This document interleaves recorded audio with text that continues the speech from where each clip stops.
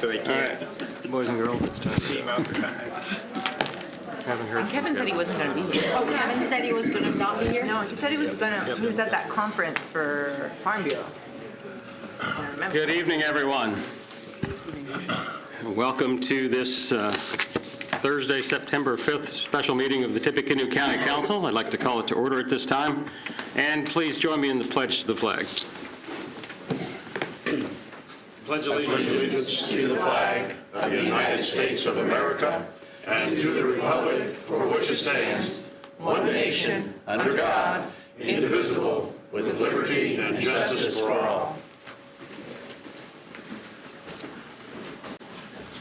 All right, we'll start out this evening with an overview of the 2020 Tippecanoe County budget, as we've been working on for the last long time.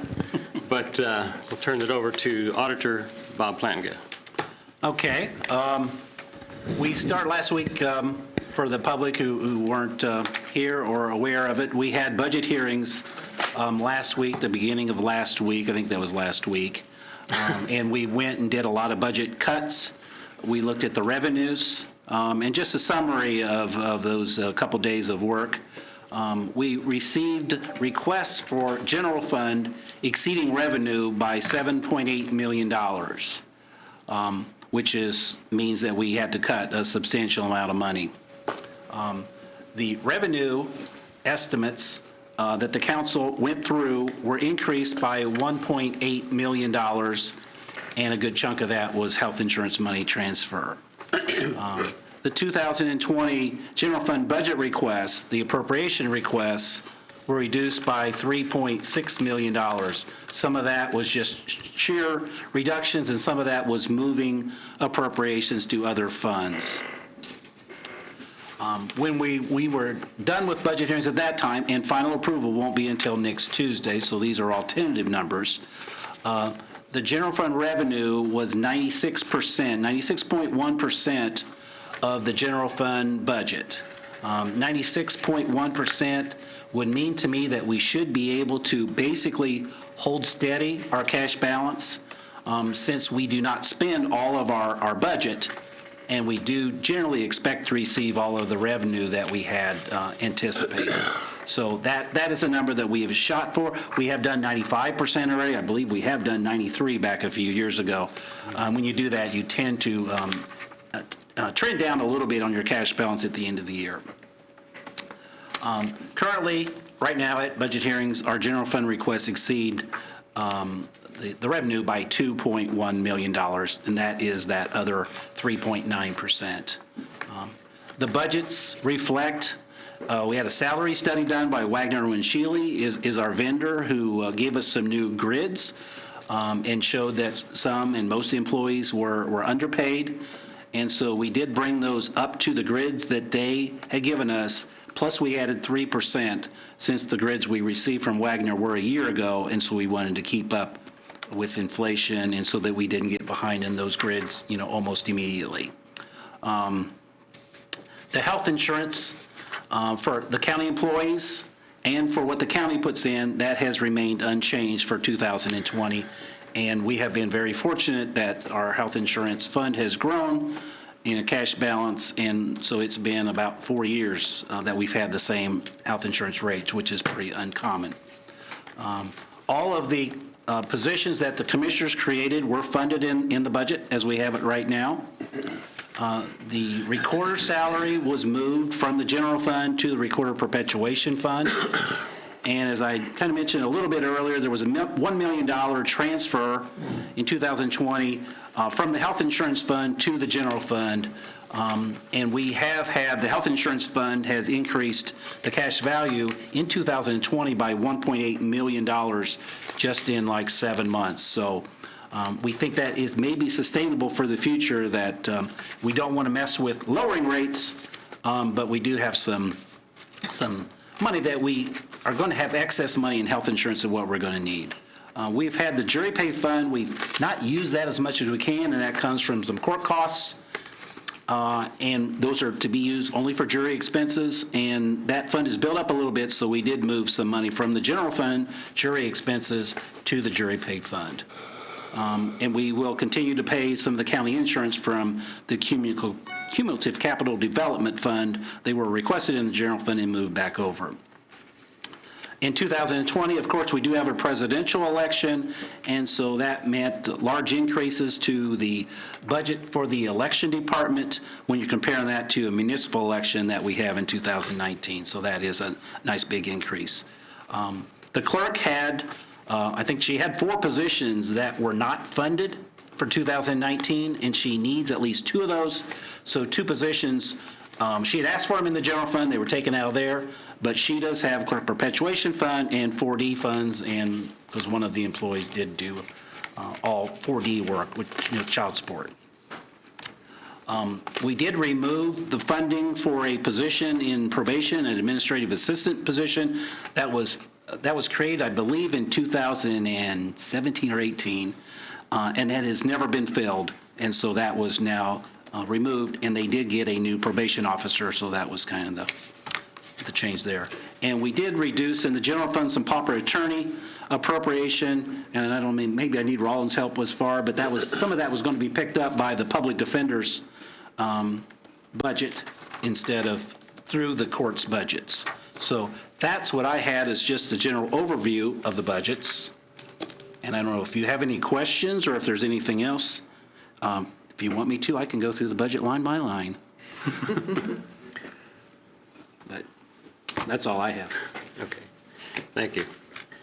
One thing that we did not visit last week was the Greater Lafayette Convention and Visitors Bureau budget, which is on page 92 of our packet. What is our And I don't even duty know that here? I have a copy. Well, the council needs to approve that budget. I know I said the number because I think this came in a different file. And I have it in the packet, but I didn't have it, I don't have it for the screen. But the Convention and Visitors Bureau, and I believe Kathy is on that, right? Am I Yes, correct there? correct. That they submit a budget to us and the council approves it. We don't fund it. It's coming from innkeeper's tax is where they get their money from, but it has to come through us. My assumption is because, again, they are not, well, they do have some elected members of the board, but it's not an elected board for the innkeeper's tax. So we have just historically always approved the budget for Convention and Visitors Bureau. So it is a little bit increase. 19 budget was $1,023,000. And the 20 budget is $1,110,000. And they were also given a 3% raise, similar to the county employees. How, innkeeper's tax? Is that just kind of a throw dart at the wall, or is it an honor system? They turn in their own tax, or? Those are turned into the treasurer, and it kind of, they are required to turn in. Required. They are required to turn it in. We do have the approval of the commissioners, did that back when I was treasurer. We can do audits on innkeeper's tax if we do have some question whether, if we're not receiving one from somebody or we think it is extraordinarily low. That is one record that is not public record, so that's not something that we normally publish, because basically by telling, you how much innkeeper's tax somebody's collecting, you can multiply that back out and see what their sales are, and that's not. So it makes it not public information, but we don't keep any of that money ourselves. Convention and Visitors Bureau, I think Prophetstown gets the rest of the money, I believe. I don't know if there's anybody else. Rec gets some. Right. Oh, yeah, Rec gets some, yeah. So we need a motion. That's what you're asking. Yeah, I think we should. And we can do this one tonight, but I will make a motion that we approve the 2020 budget for the Lafayette Visitors Bureau as submitted. Second. All right, we have a motion from Councilwoman Vernon, seconded by Councilman Basham, to approve the Greater Lafayette Convention Visitors Bureau 2020 budget as presented. Any discussion? Those in favor say aye. Aye. Opposed? Motion passes. At this time, we'll ask if there's any public comment on the 2020 Tippecanoe County budget, as Bob has outlined for us here this evening. And you might just want to clarify that this is separate from the local income tax discussion that'll happen Right. later. This is just about the budget, not about the local income tax information, and we'll have a public comment time for that later on. Can you show the summary, like the overall dollars? This Oh, summary? that was or it? the- Oh, okay. Oh, one other thing I wanted to mention, if I could, Yeah. I want to jump over, I'm old, so I got to do things while I'm thinking of them there. One thing that this here is, I went over this when we started.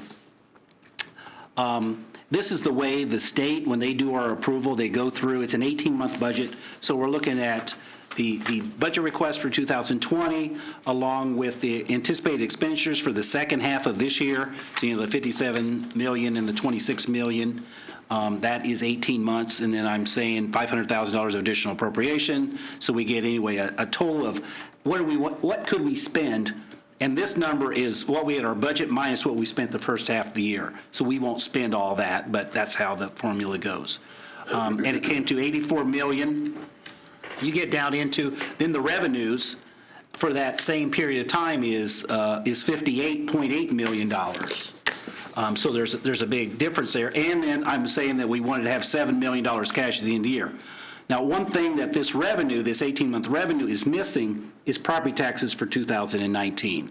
So you just kind of back into it, and they're saying for us to have that budget, we need $33 million of property taxes. Well, we can't have that much. So it ends up, the way we started, we needed to cut $6.8 million to be able to make that balance. Well, we did pretty much accomplish that fact, and now we kind of exceeded that. And so one number that I changed here, I don't want us to get in the situation that we're not going to have our full tax levy. Not sure how they do this, but if we do not cut enough, the state will cut for us, and the first thing that they cut is your operating balance. Or would I say, I want to guarantee that I'm going to have $7 million when we complete 2020.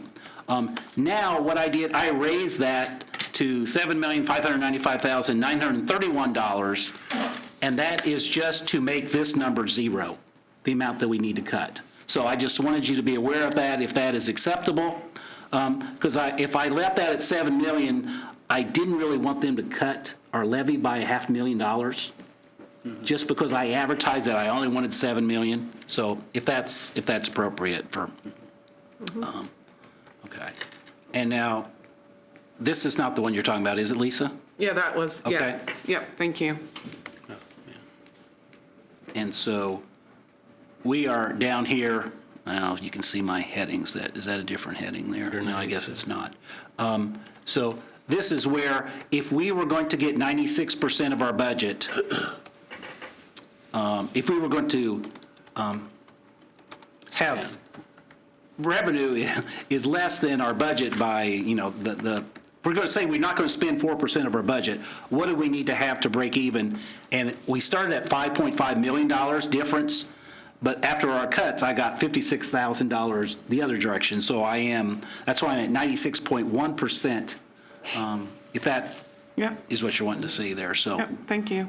and we have been to 95 or less. So I feel pretty good that we can at least maintain our cash balance, if not maybe raise it a little bit, but it's not going to be anything substantial by a long shot. Okay. Thanks, Bob. All right. Once again, any public comment on the 2020 budget as presented? All right, seeing none, we'll move ahead. The balance of tonight's meeting will be for information and discussion of a possible local income tax for public safety.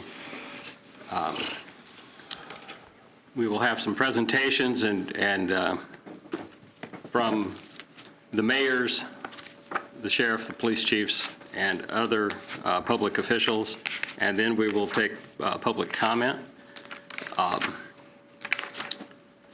It's the county council's job this evening to collect the comments and the information. We will not make any decisions tonight. No votes will be taken tonight. It will come before the county council next Tuesday morning at our 8:30 meeting here in this room. If I could just quickly clarify, the advertised public hearing is officially for that Tuesday meeting, September 10th. So by law, you'll have another opportunity for the public to comment then. This is just sort of an extra hearing that I think is designed to accommodate people's schedules a little better. Thank you, Doug. Check over the notes. Okay, we'll start off this evening. Bob Plantga has a presentation, and then we'll ask Doug for his comments on the legal side of it, and then we'll move on to the discussion.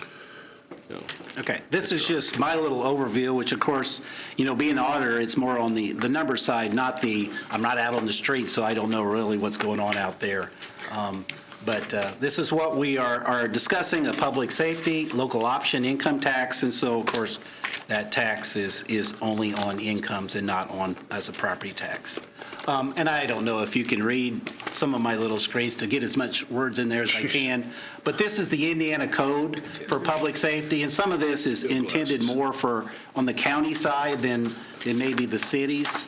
But some of the things that I've underlined, what is public safety, police and law enforcement systems, and firefighting is in there, ambulance, medical. The probation department is considered public safety. The community corrections program is public safety. Moving down there to number 10, the county jail is in there. The emergency telephone system, so 911, is considered public safety for what we could use this money for. Medical and health expenses for jailed inmates. And like for the Tuesday meeting, I think we have a $100,000 request from the sheriff for added medical expenses for the inmates. Pension payments for the sheriff or members of the sheriff's department, and I have a little slide on that later, it is a substantial amount, and law enforcement training. That is what the Indiana Code, when it defines public safety. The next slide I have here is just kind of the process of what we are doing, the money is allocated to the county and to each municipality in the county that is carrying out or providing at least one public safety purpose. So that is obviously what we're talking about with the public safety definition. Now, we are what we're considered a COIT county. COIT has kind of gone away. There was COIT counties and CADGET counties. A CADGET county, which were generally the smaller counties, that would put this decision on the county councils back.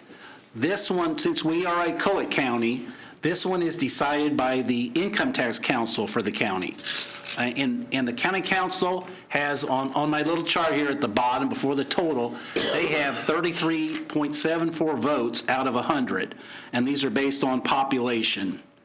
And so you can see here that the county council, if they vote on this Tuesday and it passes, that doesn't mean that the income tax is going to pass. It just means that is where the county's votes are going in favor. And so Lafayette and West Lafayette, they could take action. If the county council would pass it, they would be required to take some sort of action. But just so you're clear here, the county council is a decision maker, but not the final decision, that they are just part of the 100 votes, they're just a third of those. The income tax rate, the maximum is 2.5% for all counties except for Marion County. Currently, our income tax rate is 1.1%. So we are, under that. There are a number of counties who are pretty much, close to the max, and there's a few of them that are over max, and they had to have some special legislation to be able to do that for special projects. This one, you probably can't see this one at all unless you're sitting in the front or have really good eyes. This is the local income tax rates, the total rate for all 92 counties. And Tippecanoe is in red there. If you can see that, number 74 at 1.1%. If this did pass as 0.18, you can see that we would move up to 68th out of 92. So we still would be on one of the lower echelon of income tax rates, doesn't mean we need to have it just because we would still be one of the lower ones. There still needs to be the need, and I think that will be discussed at least by the people in the crowd, the experts that are out in the streets. Just the process of what happens here, anybody on the Income Tax Council can pass a resolution and an ordinance. You know, it could be Clarks Hill, it could be Shadeland, anybody can do it. The council has just been the one to go first. And so if the council passes something, then the others in the Income Tax Council are made aware of it, and then that they are to take votes as well. And so whatever the council, if the council's going first, if they decide they want 0.18, and our council can't even alter that now because that's what has been advertised. We have to do 0.18% or nothing. So we can't lower it, and certainly the two cities, if they say, well, we want 0.1, they have to respond to what this ordinance and resolution are stating. And here is just a little bit of what the resolution says that the council will be looking at, which just basically says, you know, that we're having the date and the time, and it is September 10th at 8:30 is when the council meeting starts, and it will be on the agenda there at that point. And then the ordinance here, this is the way, basically, I think I've altered a little bit maybe what Doug had just to fit on my slide a little bit better. I certainly have made some things highlighted. We're looking at the LIT, which is local income tax rate. And right now we have certified shares of 0.5589, and that goes to the general funds, I believe, of all of the entities. It certainly does for the county. 0.4% goes to economic development, so we use those for economic development projects, and 0.1411 is property tax relief. And if you see on your tax bill, it will state some homestead deduction, that's where this money is coming from. So we're using some income tax money to lower taxes. And so on the proposed rate, the other things are staying the same, with the 0.18% for public safety would be just the added amount. The effective dates of the ordinances, if we pass this by August 31st of this year, it could be effective October of 19. That's not going to happen. We've passed that date. So the next date we're looking at, and this would be for the whole process to be completed by the end of October to make it effective in January. And if we did go past that date for the final approval, if they did want to have this tax, if you do it a little bit later. So it's either going to start January 1st or October 1st of any year. And this is a slide I received from the state, or an email I got from the state, and it's as far as when does it start and when do we start receiving the money. And Table 2, if we do get it January 1st, we will start getting the money in. It should be in January, so we're almost going to get the money before it's paid by the taxpayers. And one question might come up with all the property taxes I pay, why do you need more tax money now? So I'm going to jump over a little bit to property tax and try and draw that in a little bit where we're sitting with property tax. Property tax levy, which is the amount of property tax that we collect in a given year, is increased each year by the 6-year non-farm income growth rate. So every county in the state, their amount of property tax that we collect as a bundle goes up by that same percent. And if we look at a little bit of historical, the levy change is that's what this 6-year non-farm income growth rate is. And for 2020, the total pool of money is going to go up by 3.5%. Now, the assessed valuation, which we have certified that, so that is set, that's going up by 3.5%. So the amount of tax you pay in 20 for $1 of assessed valuation is going to be the same in both years, or very close to that. Now, a lot of people, that's not all just from new construction. Some of that, your assessment's going up. So that doesn't mean, and obviously it's not like all properties are going to be treated the same. Some are going to go up and some are going to go down. It's that way each year. But if you look at some of this historical, the last couple of years before that, our AV went up by 2% and the levy went up 3.4. You know, for that 0.8 growth and 4%, that's telling me taxes are going to trend up because our assessed valuation, our pool of money, or our pool of assessment is not going up as much as the pool of taxes that that's generating. But you can see some of those years, 14 and 15, our assessed valuation went up quite a bit more than what the levy did. So you would tend to think that taxes probably went down overall. Now, to look at where we're at as far as the need on my side, when you're just looking at the budgets, the public safety, and I'm kind of looking at the departments that were listed in the code as public safety. If you go back to 2009, 37.4% of the general fund budget was spent for public safety needs. In 2018, and these are actual expenses, not budgeted, in 2018, that was 42.4%. So you can say, and it's not like those expenses went up by 5% from 37 to 42 over the course of time, because each year the pie got bigger by 3 to 4%, so it is just taking more of the resources overall. And in addition to that, we had about between 5 and 6.5% of the general fund budget is spent for court expenses. So right now, I mean, we're getting pretty close to half of the general fund is for law enforcement, those sort of things. And looking back to what the council has looked at over the last few years, we've added over 30 jobs that are law enforcement or public safety, I should say. And in 2017, we added a couple merit deputies, a courthouse security officer, probation officers, a couple of them, community corrections officer. In 18, we added a court services administrative assistant for the drug and alcohol treatment department. And in 19, we added 17 positions, a merit deputy, 5 jail deputies, the people that work in the jail, the jailers, a courthouse security officer, 4 prosecuting attorneys, 4 public defenders, and 2 community corrections officers. And then in 2020, again, we added 2 merit deputies, normal sheriff deputies, those are, 2 more correction officers.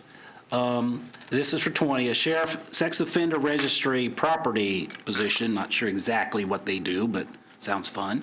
But probation officer, and then we need to have another court services drug and alcohol evaluator, because that really can help people. We need to evaluate the people who are going through the system, and that we can kind of direct them in the way that we need to. And we only have 2 of those now, and having a third one should really, that should really help. If we can, there's a lot of people, they just really, truly need help. And for 2020, the county commissioners have to create positions before the council can really consider funding them. We had 14 public safety positions that the commissioners did not approve. They did not create them. A sheriff, merit deputy, 4 jailer positions, 911 communications officer, 4 prosecuting attorneys, and 4 legal assistants for the prosecutor. And that is kind of in anticipation, the prosecutor ones at least are anticipation of the new court that will start in 2021. Now looking, and some of this is related to adding these sheriff deputies. Sheriff retirement is, it is fairly expensive. And going back over the total cost of that from 2011 to 2020, that's an 87% increase. And you can even see from 19 to 20, that's a $150,000 increase that is absorbed mainly from the general fund. There's some other fees that is paid from too, but most of it is coming from the general fund. Looking at public safety historical costs, I've got some various years there, and I did go back. I had numbers that went back to 95. I'll put those on as comparison. Prosecutor is prosecutor, public defender, sheriff and jail. That total is 12.3% in 18, and these are actual costs again, actual expenditures, not budgeted expenditures. That was up 12.3% in 1 year, and you can just see public defender is, back in 95, that was a long time ago, but that has gone up, 900% in that time period.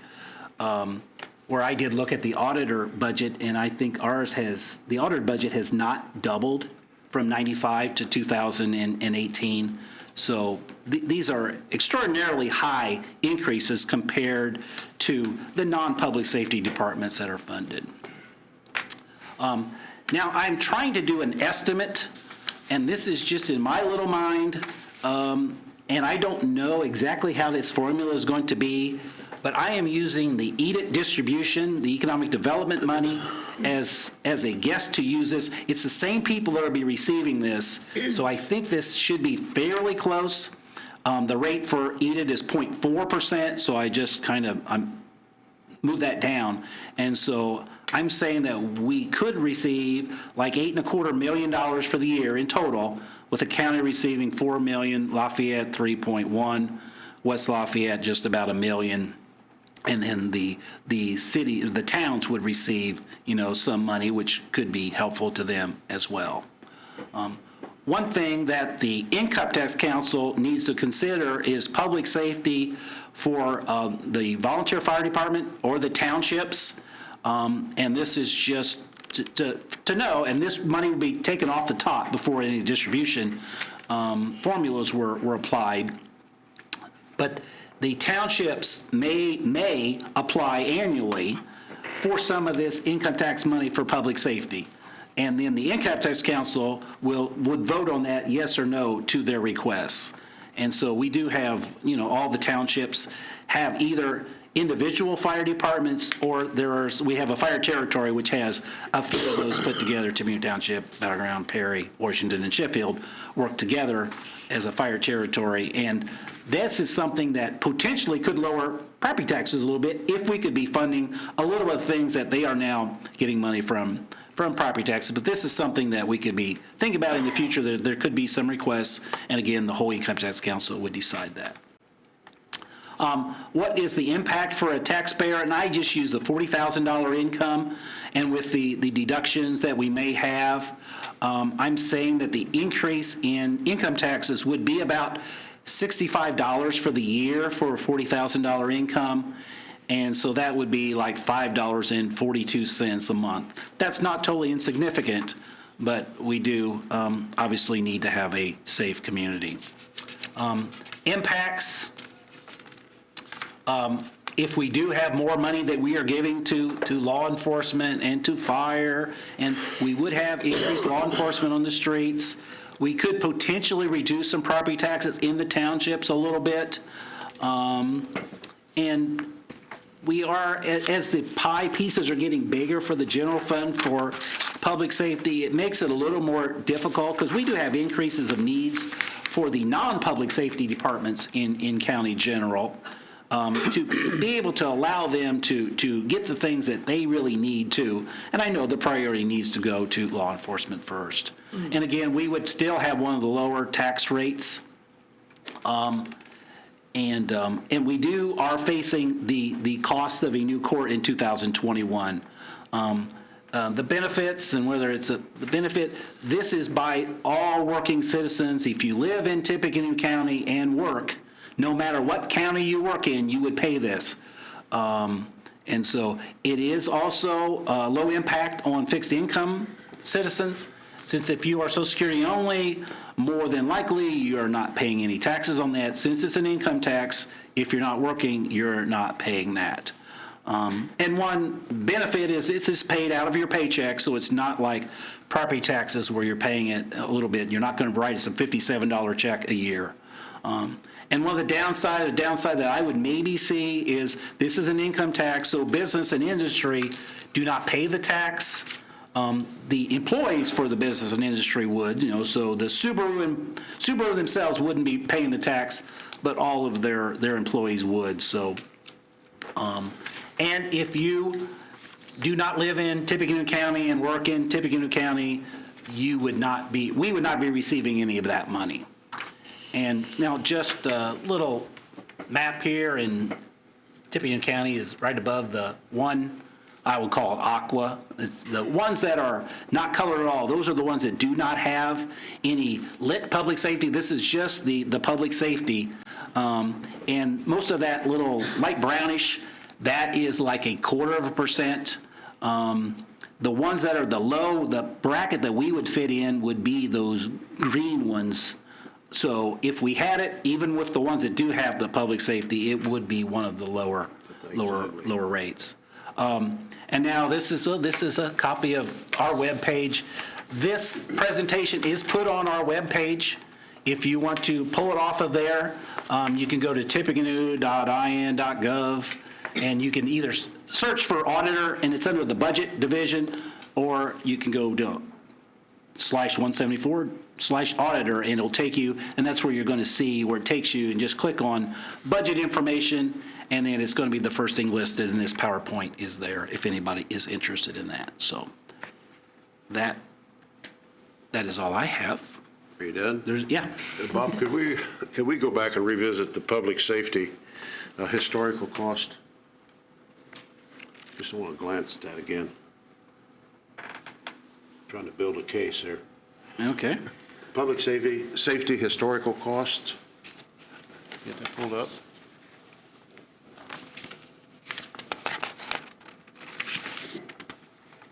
I just want to meditate on that. Okay. Go ahead. As we can see, from 2010 to 2018, it continues to rise.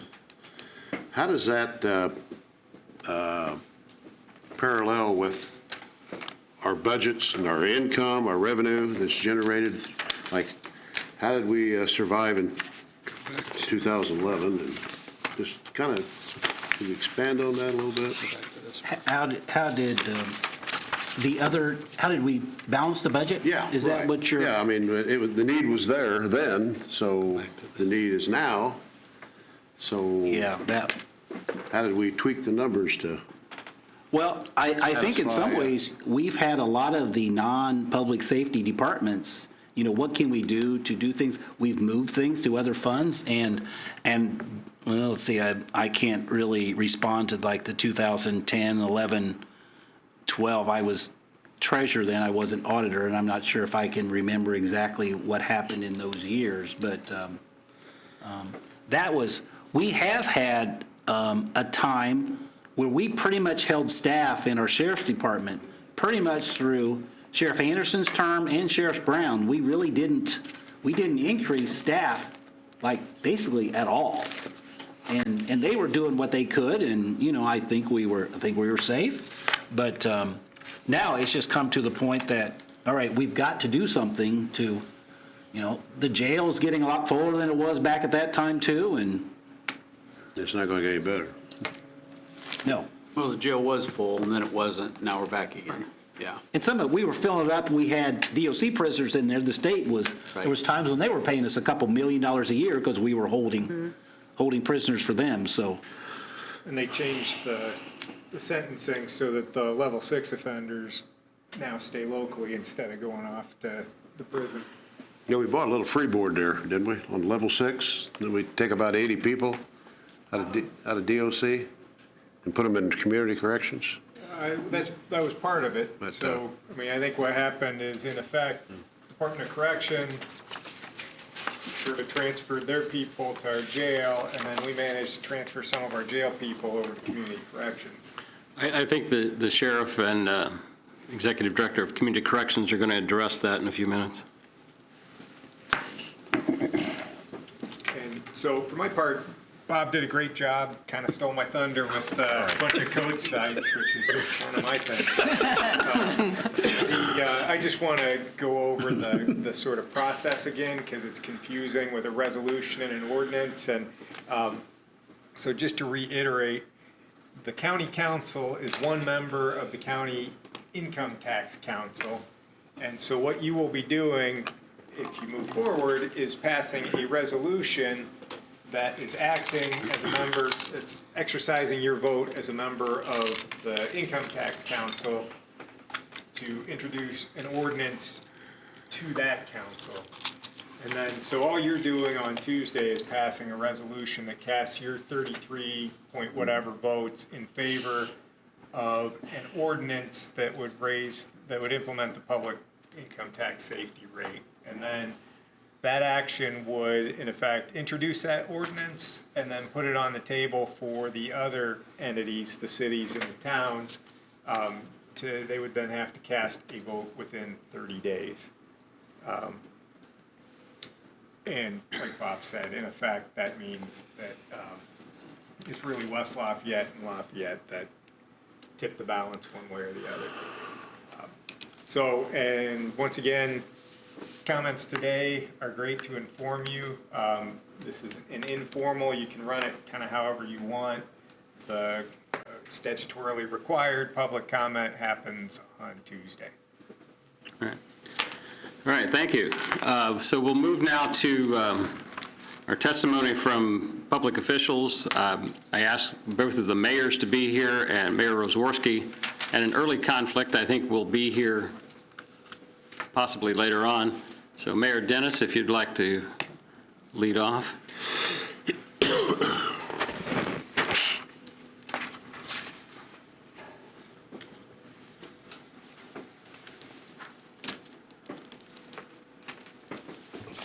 Good evening, John Dennis, Mayor of the City of West Lafayette. I have the honor and privilege to be very brief this evening because our chiefs and sheriff are here, and they have prepared comments that express the sentiment of both Mayor Rosworski and I. Tony is intending to get here, but unfortunately he's at this moment not available. Just a few quick words. Some of you may remember that I was involved in law enforcement for 23 years. I retired as Deputy Chief of Police from the Lafayette Police Department. And if there's one thing that we know for certain, People are asking if you get closer to the microphone. this is always a problem. If there's one thing that we know for certain. Not a problem for me. I'm not nearly as tall. Man, it is for me. Even in my own house, they can't hear me. But one thing we know for sure, there is a direct and proportionate relationship between a community's investment in crime prevention and suppression and the overall crime rate within a community. You know, when we talk about some of the greatest investments that we've done, and this is talking about both sides of the river in the county, those investments have come true when we talk and when we brag about how safe our communities are. Obviously, it's because of the heroic efforts of the men and women who are on the field and in the street in law enforcement. But that doesn't happen cheaply. Technology is now one of the strongest tools that we have in law enforcement. That technology cost goes up each and every year. An interesting component back when I was running the Lafayette Police Department, the cars were much more expensive than the technology in the cars. And I'm sure the chiefs and the sheriff can contest to the fact, or at least to support the fact, that it is much more expensive now to put the technologies in the cars. The other thing is staffing and manpower.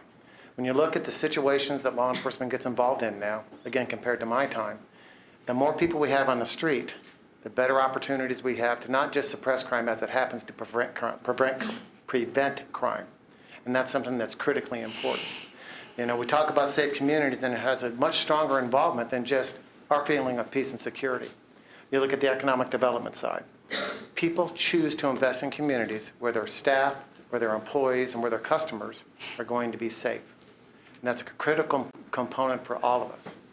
And again, speaking about West Lafayette and the exponential growth that we've had over the past 4 or 5 years, primarily, a lot of that is primarily because of how safe our community is. And that doesn't just happen because we're nice. It happens because we have a strong law enforcement presence. But that presence now is dwindling because of our population growth. The exponential growth that we've experienced, not just in West Lafayette, but in Greater Lafayette as a whole, is causing the dynamic to change. And we need to keep in front of that wave. And unfortunately, right now, with our existing general fund budgets, we're not in a position to be able to do that as agilely and as efficiently as we'd like. So when it comes to law enforcement, I'm a has-been, but I have experts here. I got sheriff and 2 chiefs. If you gentlemen would come up, please. Chief Flannelly is going to be reading a letter from Mayor Rosworski. He and I have talked about this and expresses both of our sentiments very articulately. So, Chief. Yes, sir. Thank you, Mayor.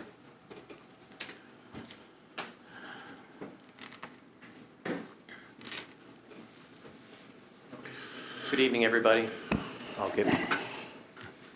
I learn by observing. Try to stay close.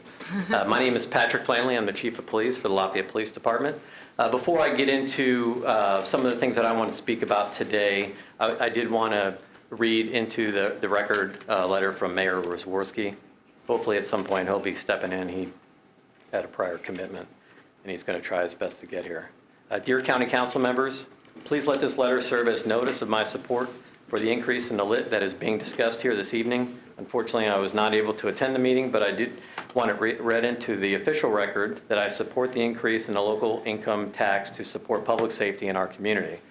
I'm sure all of you would agree that public safety is our first and foremost duty and responsibility to all of our citizens.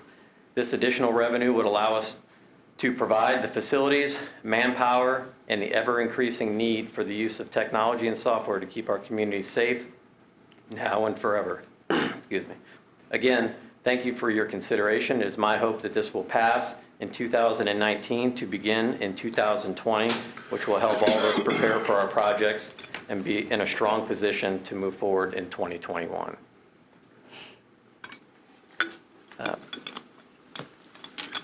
Real quickly, before I do get started, I do have a lot of information that I want to cover, and I do want to be respectful for everyone's time, so I'll go through this. I would love to entertain any questions that you have. If at any point in this, feel free to stop me, ask me questions. You guys might want to sit down for just a second. They already got it once today, so. I do really want to be respectful for everyone's time. But this is obviously something that's near and dear to my heart. This is my life's passion, and I grew up in this community, and I'm as invested in anybody. And I just want to make sure that we're doing everything that we can. For a little bit of perspective, for people that aren't aware, the LPD budget alone in the city of Lafayette is for 2019 was $19.1 million. And I'll cover some of that here today. I want to try to cover as much data in this as I can, but also I think give you my perspective on my 25 years in policing here in Lafayette. So I think the most significant change for us has been the growth. I think, again, Tippecanoe County, we're approaching 200,000 residents according to our last census, 73,000 of those in Lafayette. You can compare that to 148,000 in 2000 and 172,000 in 2010. And I think in large part that's to our commitment to economic development, that we service and we police a population that's actually much larger than what our census data suggests. We're fortunate to have great companies here like Subaru and Caterpillar, Wabash, GE, you name them all, and then that's not even to mention Purdue University, which is our largest employer. This is all a great thing. With this growth come opportunities really born from challenges. Again, this is a good thing. Despite what some people may want to believe, sometimes Lafayette really is a safe place to live. I got a few things that we can discuss later, but I mean, that's the reality of it. The chances of being a victim of violent crime in Lafayette, in Tippecanoe County, are very low, statistically very low.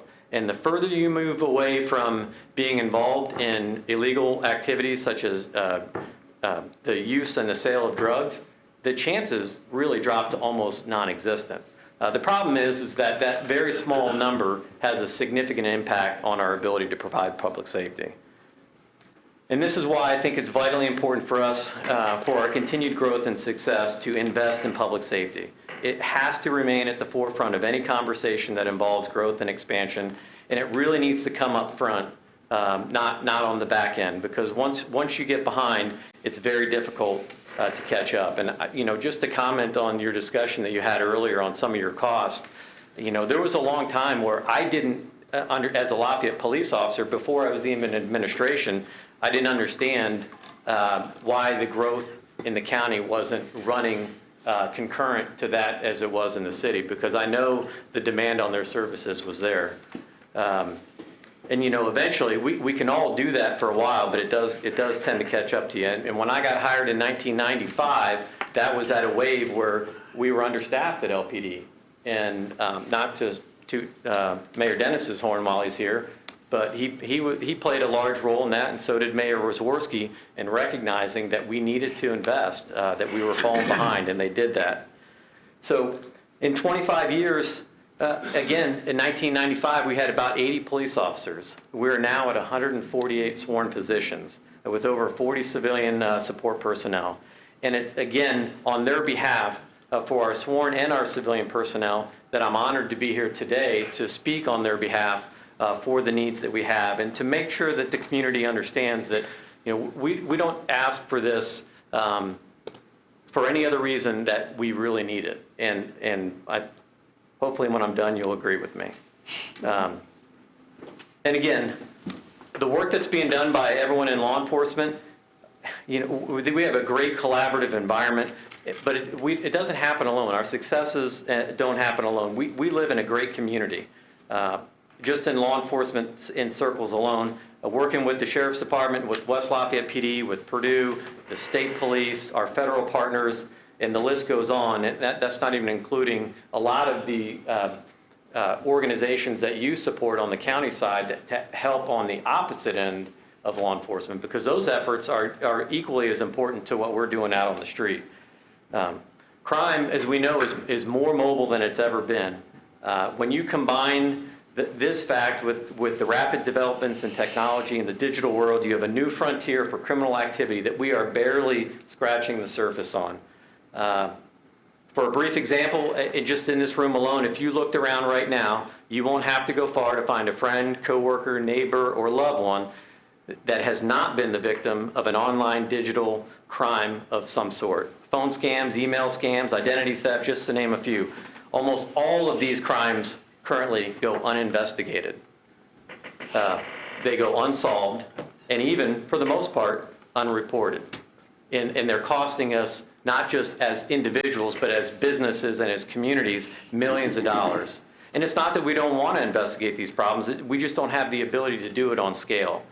That's why partnerships forged with Purdue University, the Tippecanoe County Prosecutor's Office, and our multi-jurisdictional high-tech crime unit are so critical. They help bridge the gap between knowledge, technology, and capability when it comes to investigating digital crime. This new task force is in its infancy, yet it's already paid dividends well beyond the small investment to get it started.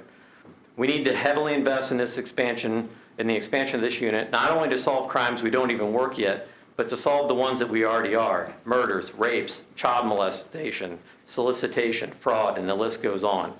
And just to provide a few numbers, currently in 2019, we're at 181 cases that the high-tech crime unit has worked on. Last year was 273 total, 191 the year before, and the first year was 199. So we've already seen the value that this can provide. Nearly every major crime worked by every agency in this county has a nexus with digital technology, whether it's phone, computer, you name it, it's all there. Citizens, we call this the CSI effect, and I'm sure you've heard of this, but citizens expect and demand their police to have the capability to investigate these crimes, and we need the financial support to build and develop it. And this is just one of the concerns. LPD would like to dedicate a minimum of 2 additional detectives to this unit full-time, supported by additional civilian staff that are computer forensics certified and trained. And I could go into that all day, but I just had a great conversation with Prosecutor Harrington and Dr. Rogers at Purdue last week on what we could do to be successful in the future. The demand for services has increased along with growth, which places constant stress on our ability to keep up. LPD alone, again, in the year 2000, we had what we call them CAD calls, 68,000 CAD calls for service. That means if you pick up a phone and you call the police for something, a dispatcher has answered that call, they've typed something into our CAD system, and they have dispatched an officer. 68,000 in the year 2000. In 2004, that number was about the same. In 2008, it was 76,000. In 2012, it was 84,000. And in 2015, it jumped to 103,000. And I think that runs correlate to some of the expenses that you've seen that the county has incurred. And not coincidentally, 2015 was our peak for what we call our Part 1 crimes in the history that we've had in Lafayette.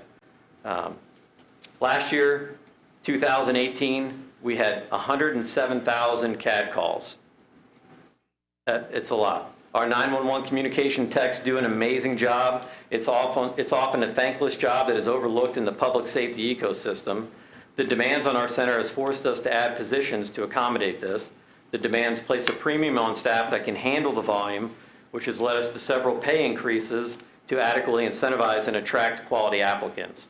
The 911 center is at the center of the action and is a critical need that must be staffed fully with the best people that we can find.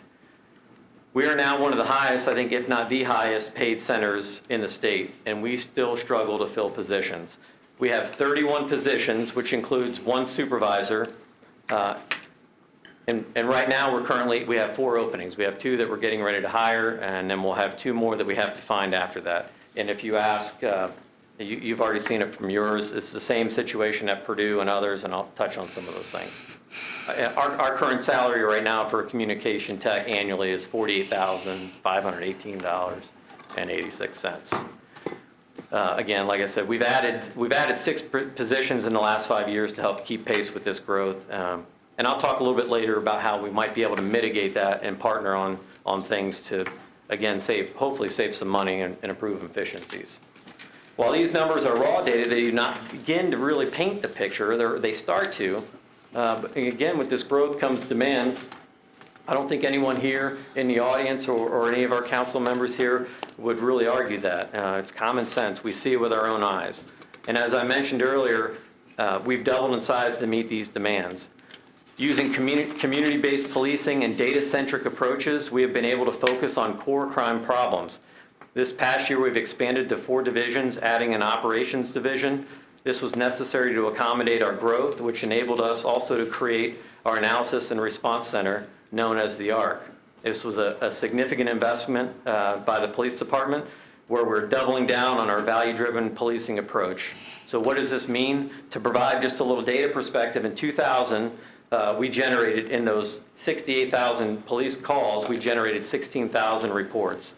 That involved a total of 5,809 arrests.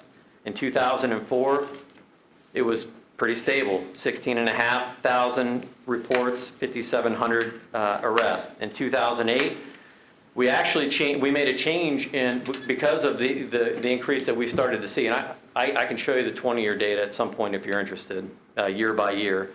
We changed the way that we even document some of our reports using more of an incident-based report than an actual police report, again, to improve efficiencies. So in 2012, our case numbers actually went down and our arrests went up. We were at 5,850 arrests. So now, again, you go back to these last 4 years where I think we all would agree we've had an epidemic with heroin, meth, spice, other drugs, and we're learning more every day.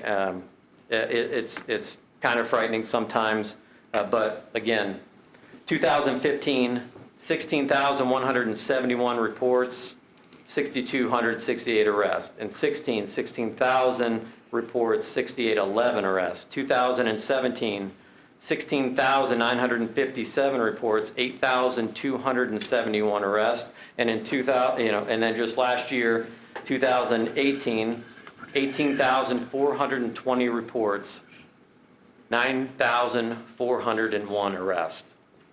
We've nearly doubled the number of arrests that we're making annually. And I guess that just goes to show you put the people out there, you give them the tools and the training to do the job, and they're going to do it. But that's pretty significant. What I think is most important to think about in these numbers is that despite the fact that our numbers are going up, and this may seem frightening when you see it, the good news is that our Part 1 crimes, which are the serious crimes, rape, robbery, homicide, burglary, aggravated assault, arson, auto theft, have returned to numbers that we have not seen since the year 2000, which is 2,900 is where we're at. In 2015, our peak, we were closing in on 4,000. There are many things that factor into these numbers, but at the core of these successes are hardworking police officers and those that support us and the system within that we work that makes it all happen. So you can only imagine then what impact this has had on our judicial system, our jail, our prosecutor's office, and we're just one agency. And I know you don't have to imagine it because that's why we're here tonight and that's why we're talking about this.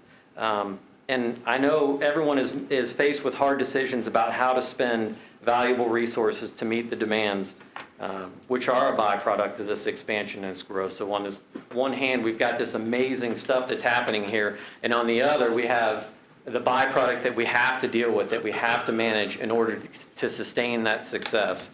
And that's quite frankly why we need a new court. You know, and if the numbers aren't enough just to grab your attention, you know, a few additional facts.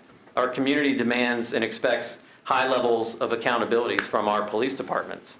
6 years ago, West Lafayette PD was the first area department to meet the public's growing expectation for accountability by deploying body cameras. In the April of 2016, LPD followed suit. We now deploy 125 body cameras in addition to over 70 in-car systems. TCPD, as you all are aware, followed suit last year. The addition of this technology is not free. In fact, it's quite the opposite. It's very expensive.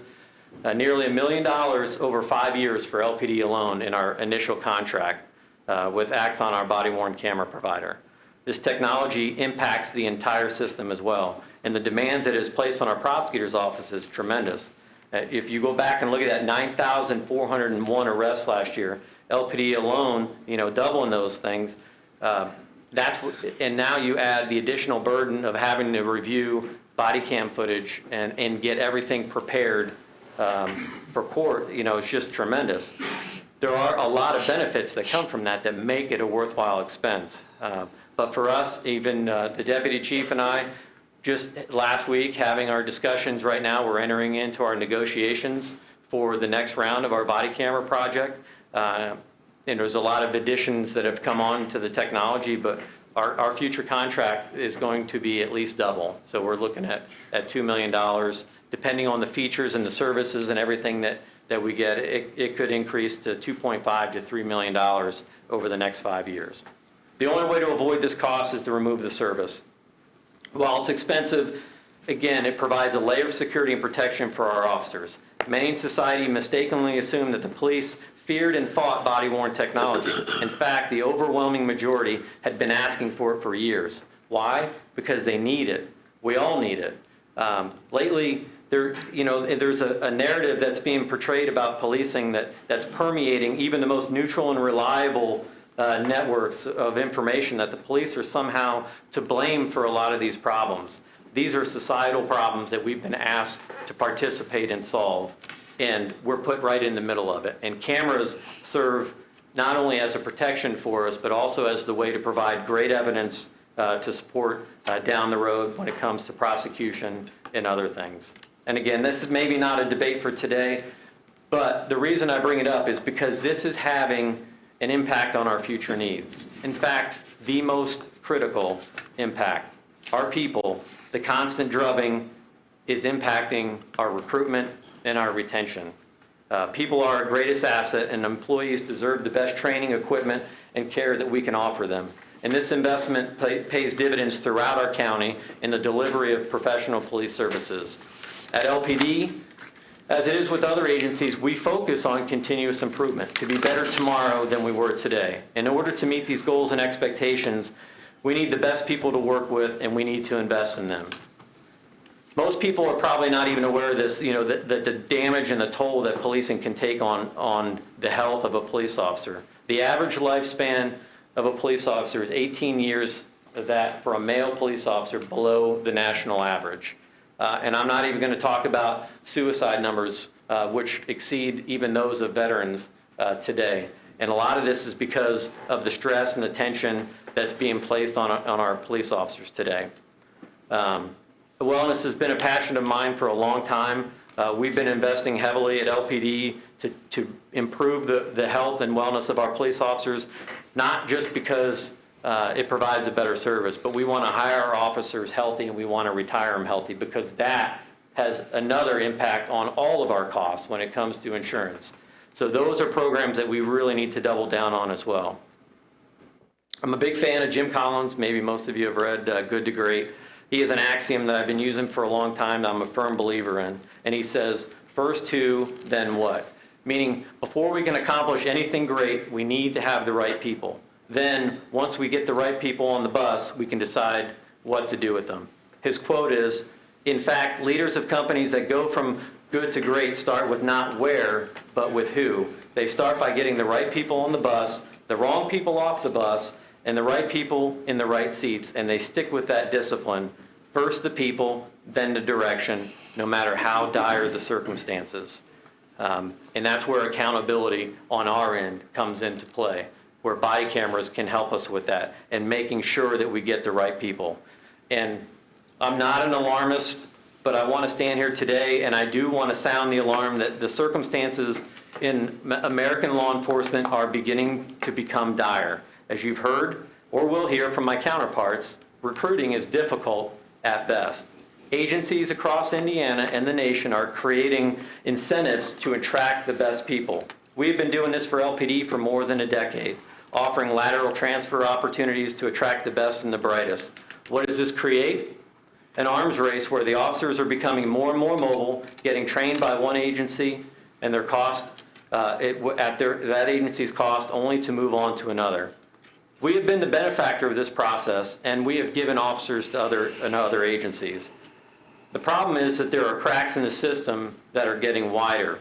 Not only are we seeing more movement within agencies, we're seeing officers leave the career entirely at numbers that we've never seen before.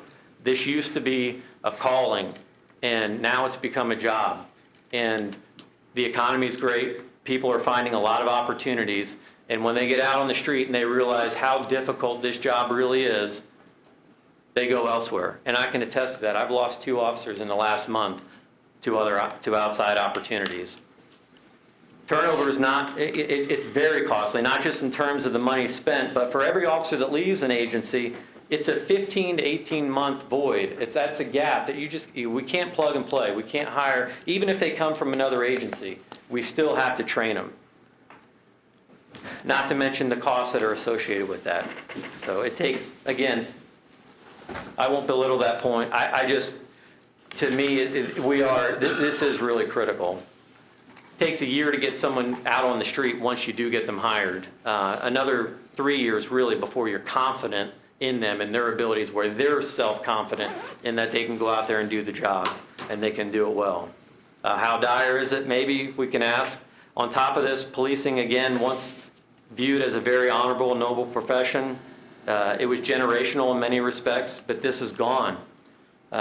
Many of us in this room are close friends. I will ask all of you to do the same thing. You have family, friends, close associates, relatives that are police officers, those of us in this room. Ask them. I implore you to ask them. How many police officers today are encouraging their children to become officers themselves? I ask this every year when I go to the Indiana Law Enforcement Academy and I speak to new chiefs. And I can tell you for the last 5 years, when I ask that question, no hands go up. So I began to ask an additional question, with that is, how many people here are actively discouraging your sons and daughters to become police officers? And almost every hand goes up. And that's not any different here. Sadly, officers today don't want their children to experience this life. Therein here lies a huge problem. And it's not this year or even next year or the next few years I worry about. It's 5 to 10 years down the road when this is manifest destiny will take root. Agencies will be forced to lower their standards to make questionable hiring decisions out of necessity. People with questionable integrity and character stand a higher chance of slipping through the cracks. And once that happens, the damage has already been done and the cycle will accelerate. Now is the time to take action. We must invest in our people in order to keep our profession noble. This requires people capable, employees are capable of meeting this task. This is an environment that in the last 5 years has turned against the traditional default of support first, and to now where it's question first, making the working environment fraught with personal and professional pitfalls. Add to this, again, the economy, it's making it harder to find people. My concern is that, again, we're forced to look for agencies or for applicants and hire those, again, that might not have the intellectual capacity or worse yet, the moral and ethical compass that is the foundation of any effective law enforcement organization. In Tippecanoe County, the demand for our services, you can look, and the numbers that I gave you, they really might be outpacing the bodies that we can put out there. And it's really, if it was a numbers game, we could just hire more people and throw them out there, but it's really not. to be accurate, the demands are not simple. They're quite contrary. They're complex. They're issues that require a great deal of skill, knowledge, experience, coupled with emotional and intellectual intelligence to solve. We're not playing, again, that simple game. We're engaged in high-level problem solving involving issues that are deeply rooted in family, economic, and social constructs. A few simple examples, just in the last 5 years, we can look to mental illness and addiction and all of the costs that had become associated with that. Some of our pressing needs at LPD, and in our county here currently, Tippecanoe County, we share a shooting range that's housed at Purdue University that we have for over 40 years. The facilities are old and outdated. And even with the significant amount of effort put forth by our partners at Purdue University, we're now in a position where we can only train statically with our handguns. This allows us to conduct basic training only. Does not allow us to train with our rifles. It also does not allow us to train dynamically with our handguns. And this is extremely problematic because this is one of the highest liability areas that any law enforcement agency will incur, is the use of deadly force. And it's one of our area's most pressing needs. We're forced to contract with private ranges around the county and outside of the county to meet these basic training needs. The cost of building a new range has not been determined, but ballpark estimates are in the $2 million range. And again, a lot of that's going to depend on facilities, capabilities, and to the extent in which that we can develop it. Leads to my next concern, school safety, active shooter response, domestic and international terrorism. These are all requirements of today's officers. Currently, LPD only has one full-time SRO. We have many part-time that work in our schools, but we would like to someday get to 4 additional SROs that would put 5 in our schools. That would allow us to have one in all of our middle schools, our high school, and have a floater that could go to all of our elementary schools, and maybe someday even more than that.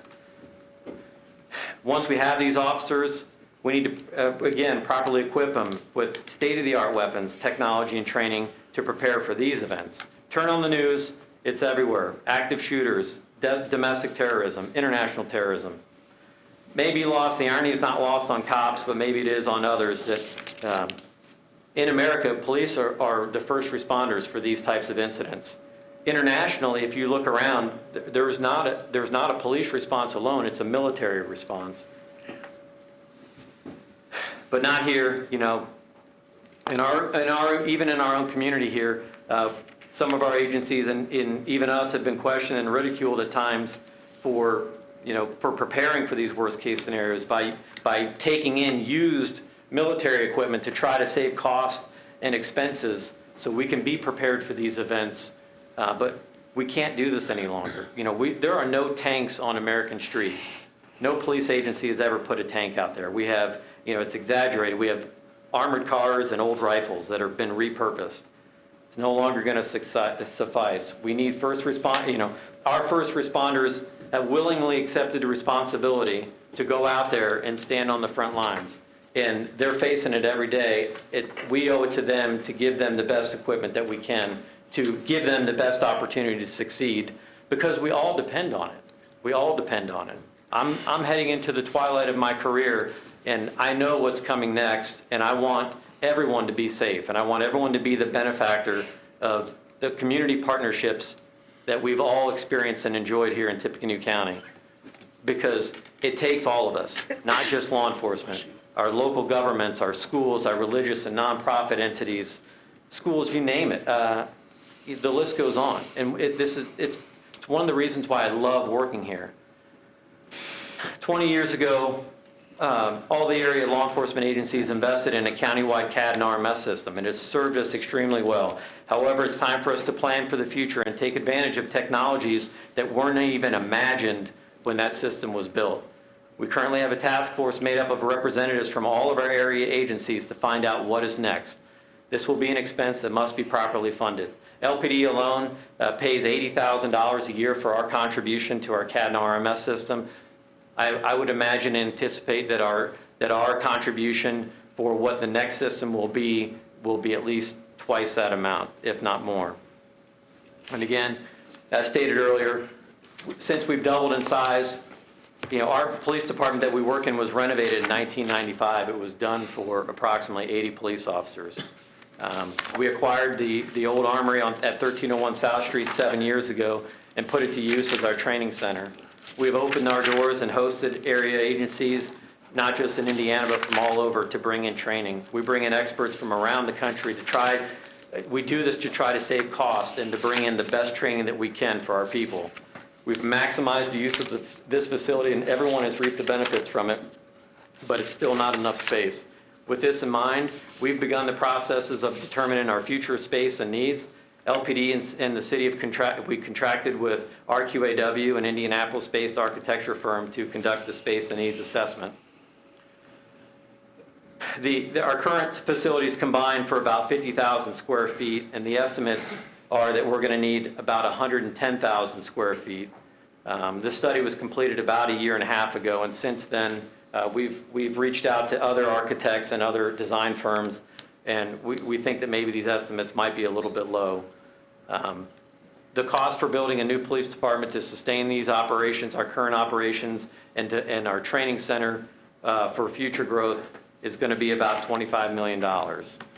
And I want to reiterate, this is necessary to accommodate our expansion and everything that we have and that we'll need to have to keep our community safe. And we're busting at the seams, so this really isn't a kind of a nice, like-to-have option for us. I mean, it's an overdue project that's been put off. And as I alluded to, Mayor Rosworski, he has a suggestion that he asked that we look into the possibility of combining 911 Communications Center with the county into a new facility. West Lafayette and Purdue have done this with great success. It's been done around the state, including Bloomington and other places. I've toured those facilities. I've spoken to staff there. I've seen how it works. I believe this is a great opportunity for us to improve efficiencies and in the end save costs. I know I've been going on for a while, and normally this is a part, for those that know me, they know I get a bit verbose at times. This is where I would normally apologize for taking up so much time, but I'm not going to apologize today. I just want to say thank you as I wrap up here with a few closing thoughts for hearing me out. Again, in my 4 years in the military police, my 25 years here, I've never once had a day where I've come to work and didn't love what I was doing. Never had a day where I didn't wake up and not want to go to work. I'm humbled and I'm blessed to have been given the chance to serve this community, and I know I speak for all of the men and women, sworn and not sworn, that support our efforts, and that's what makes our department great, that's what makes this community great. But I do believe we are at a crossroad.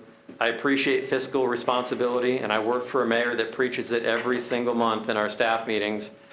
This is not lip service, this is the truth. We are always asked to do more with what we have and to do it in a way that will provide the best possible services to our cities, our community, because that's what we all deserve, and to do it in a way that's the most economically effective.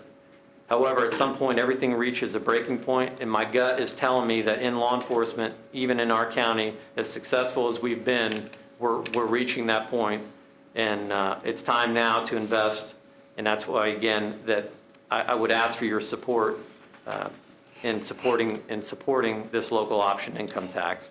Police officers, despite tough times who are working in, they oftentimes receive a pat on the back and a kind word for a job well done, and this never goes unnoticed or unappreciated. It is every time. Words are comforting, but action trumps everything. And again, I want to thank you. Our officers, they really do need this support. They need the investment so we can continue to grow, expand, do the things that we need to do for our community. And again, I'll close with that. I'm happy to, I know I've taken up probably too much time as it is. I'm happy to go over data. I'm happy to, if anyone wants to meet with me outside of this environment to go over some of these, I would be happy to do that as well. But I'll leave it at that for now. Sorry. Thank you. Chief, thank you very much. Sheriff Goldsmith.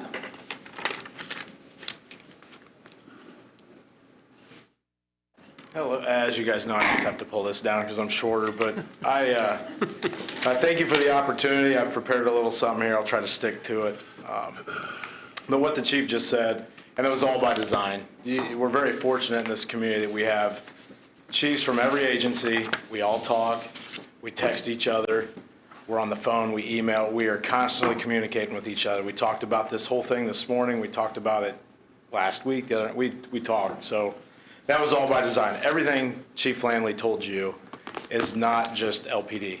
It's every department across the United States. Everybody's going through this, everybody needs this, we need more people. So I'm not gonna go through numbers. His numbers are gonna be higher than ours simply because of the population and the call volume, but our numbers are increasing as well, and you know that. I talk to you, we talk. But one thing I think really for the public is to get an understanding of what we do. Our department's different. But as you know, and if you don't, it's been said that Tippecanoe County is the fastest growing county in Indiana. If you don't believe it, just look at the rate the subdivisions are going up. Look at the traffic. Look at Purdue University, it's all growing. They have students that are out in our jurisdiction now. And with growth comes crime. You see it on the news, that's what they'll report, social media. Sometimes, unfortunately, you see it in person. Our incidents that require police presence are increasing every day. And all you know that have talked to me, we're growing at a rate that your first responders can't keep up. We've outgrown our police, fire, and ambulance coverage, and it's very difficult for our department to be proactive when we don't have the manpower to be reactive. You guys expect more, and you deserve more. In the last several weeks, we found ourselves with 3 deputies, 3, working the roads in Tippecanoe County. People don't know that, and I think they should know that. And it has to do with FMLA, people being off sick. We have to let guys get their vacation in, and we're just short. Not to mention, we're always sitting on inmates at the hospital. I just sent a text to Lieutenant Couch. We're not sitting on anybody at the hospital right now. But we have a deputy that's getting ready to take a juvenile to Johnson County. You're just going to lose that deputy for about 4 hours. So they're going to be short again. But the inmates, as you know, we've talked about that. We're going to have to ask for reallocation of money. They're in the hospital all the time. There's several times we just can't respond to calls in a timely manner, and it gets frustrating. When somebody calls in, whether it's their mailbox being damaged, they're getting in a fight with their kid. That's the #1 priority to them, and we just don't have the resources to respond. As you know, there was an accident last week, I believe, on the interstate that shut everything down. We didn't have a deputy that could respond to anything. If anything that happened, everybody was tied up. If there was a serious call, we just couldn't respond. But that's where we rely on West Lafayette, Purdue, Lafayette, and we're ISP, DNR. We're all helping each other. Sheriff Kelly from Clinton County has covered the southeastern side of our county before, early in the year, because we didn't have anybody. But one thing I don't think people understand a lot is they think there's a city lockup and there's a county lockup, and there's just all these jails. There's one in Tippecanoe County. You all know that. It holds over 600 inmates, so every person, you heard Chief Lanley mention they've arrested 9,000 people, they all walk through our doors. Our daily population now is average between 550 to 575 people. It'll get up to 600 in October. Our homeless population here seems to find our way into our facility when it gets cold. So towards the middle to end of October, it'll start filling up. We are very thankful for Executive Director Huber. I didn't mean to move away from the mic, but he has taken a lot of pressure off of us with those that are level 6 felons that can go to community corrections. He's been wonderful in that, but his place is filling up. Our correction officers, and I was a correction officer for 3 years in our facility. They work in an environment that you just can't even imagine. Some of you have been in there on a tour, and I've told them when people are coming, just be normal. Just go about your daily business. People need to see what you work in. And it's extremely stressful, and it's hard to keep those folks, but I'm glad we have. We even had one that left for another job, but then she came back. I was shocked when she walked through the door, but she came back. But we have shifts where our COs can't even take vacation because there aren't enough of them. So they can't take time off, and it's to the point now we have had a correction officer working overtime every day this year. And I just found out today as the people showed up for our new camera installation, we don't have anybody to walk around with them when they're in our facility. So Captain Lehman was doing that today. He has other things he needs to tend to. But we got somebody that's coming in that's going to cover that for the next 2 months while they install that system. We're supposed to have a CO walk around with the medical staff when they're doing med passes. We don't have the staff to do it. We're supposed to have a correction officer when inmates are going from one pod up to medical, or they're going from one pod and they're going up to court, or wherever they're going. We don't have it. It is literally look down the hallway and, hey, here they come. And that's just, we can't have that. But we have so many people off trying to take vacation, FMLA, military leave, people calling in sick. You know, like I said before, you guys expect more and you deserve more. All that, the increase in calls that Chief Flanley talked about, we have it too. All that has paperwork, public and attorney requests. They have to be taken by someone. And those requests, they're from they come to our dispatchers, they come to our administrative assistants. The requests for gun permits, reports, our civil process, those papers, somebody gets arrested, divorced, or anything. We got guys serving 40-some thousand papers a year, all day long.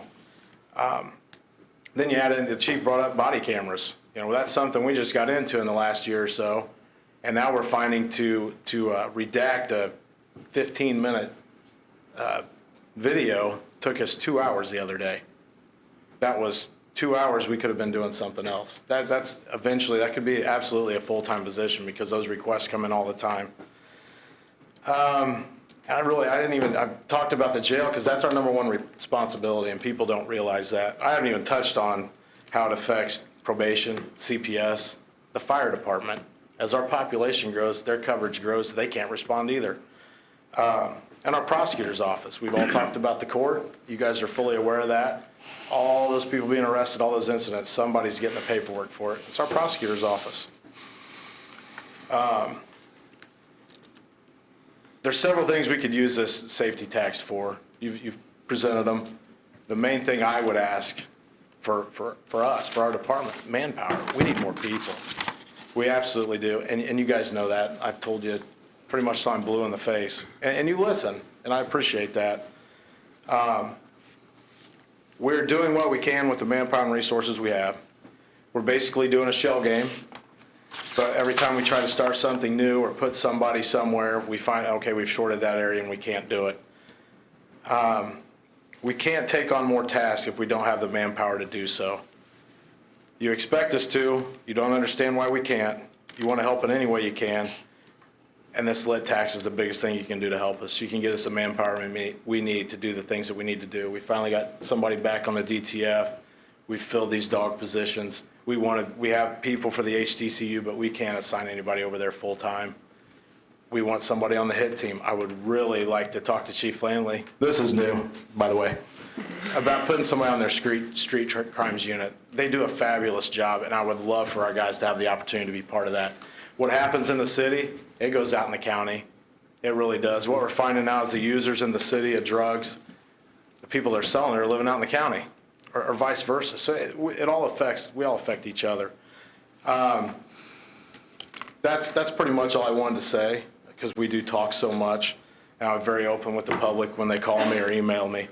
But I told you about the recent issues, the 3 deputies taking the calls. This weekend, Saturday, there's a Purdue game. That's pretty much what there's a Purdue game. That's all I know. But there are so many events going on this weekend out in the county. We don't have enough officers to cover them. We're trying to figure out what to do. The majority of our guys that are off, they work the Purdue games, but now you have this concert. There's just several other things going on. I mean, I can't even list them. There's something going on in our community all the time. It's wonderful, but it's a sign our community's growing. There's things out there that need a police presence, and we just can't provide that. There's things that we could do in our jail, different programs, but like I've told everyone, I'll invite you in, I'll listen to you, but if I can't ensure first my staff's safety and security, the inmates' safety and security, and your own safety and security, we can't do it. And we had a group walking back through there, this JCAP program that I think would be very beneficial. We had those people walking back and they looked around and said, Sheriff, that's going to be really hard here. I don't know how you're going to do it. Thank you. So now we'll work together to try to figure out how to do it. But that's where we are, and that's what I wanted to tell you.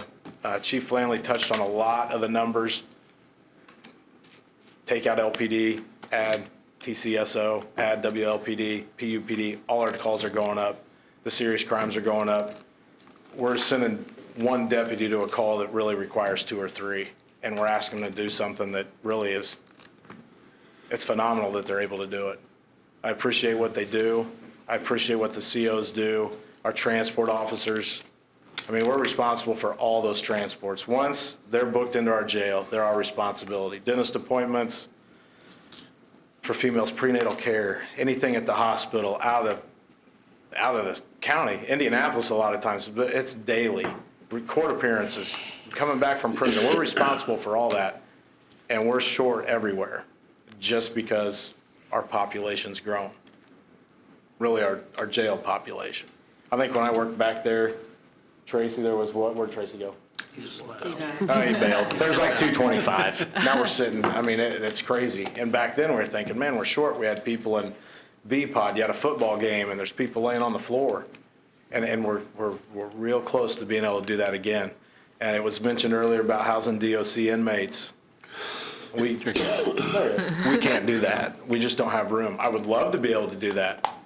But when you're sitting with 30 open beds, you've got to prepare for Purdue football, concerts, everything else that goes on. If you know that there's some sort of warrant sweep that's about to happen, you can't take in more because then you'd be taking them somewhere else and paying them. So I'm for this. I think it's the best thing we could do. I know there's going to be people that are against it. That's the nature of the beast. But I think this is something we could really use to get us to progress, get us the manpower we need, the equipment we need, the training we need, so we can provide the service. And I don't want to say that people need, but it's what they expect. It's to the point people expect this. Give us these resources so we can give the people what they expect. Thank you. Thank you, Sheriff. Chief Harris.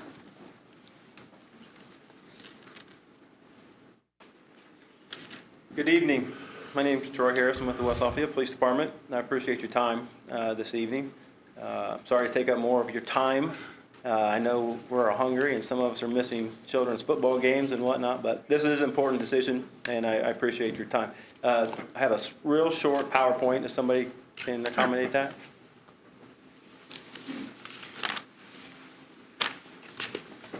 So can you adjust the microphone? So How's that? Better? Yeah. How's that? Better? I'll just talk louder. Okay. I can hear you. I'm just thinking the people out Okay. there.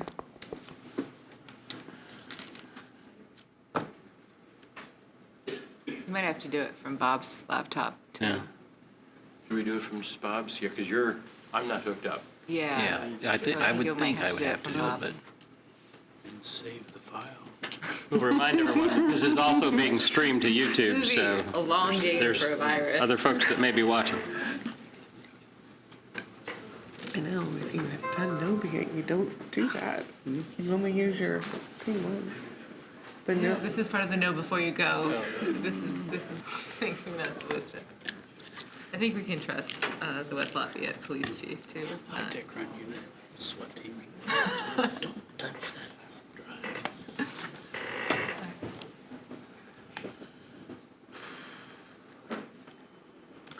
Okay, thank you. So I put together a 10-year study from 2008 to 2017, and in 2008 we had 47 police officers with a call volume of 17,762 calls for service. As you can see in 2017, that has more than doubled. If you can go to the next slide, you'll see that it's a 77% increase in call in 10 years. And in 10 years, we've added 3 officers to our agency. So we have not grown with the demands of our public. Next. Our census population, and as you can see, 28,131, all the way up to 44,543 after our annexation.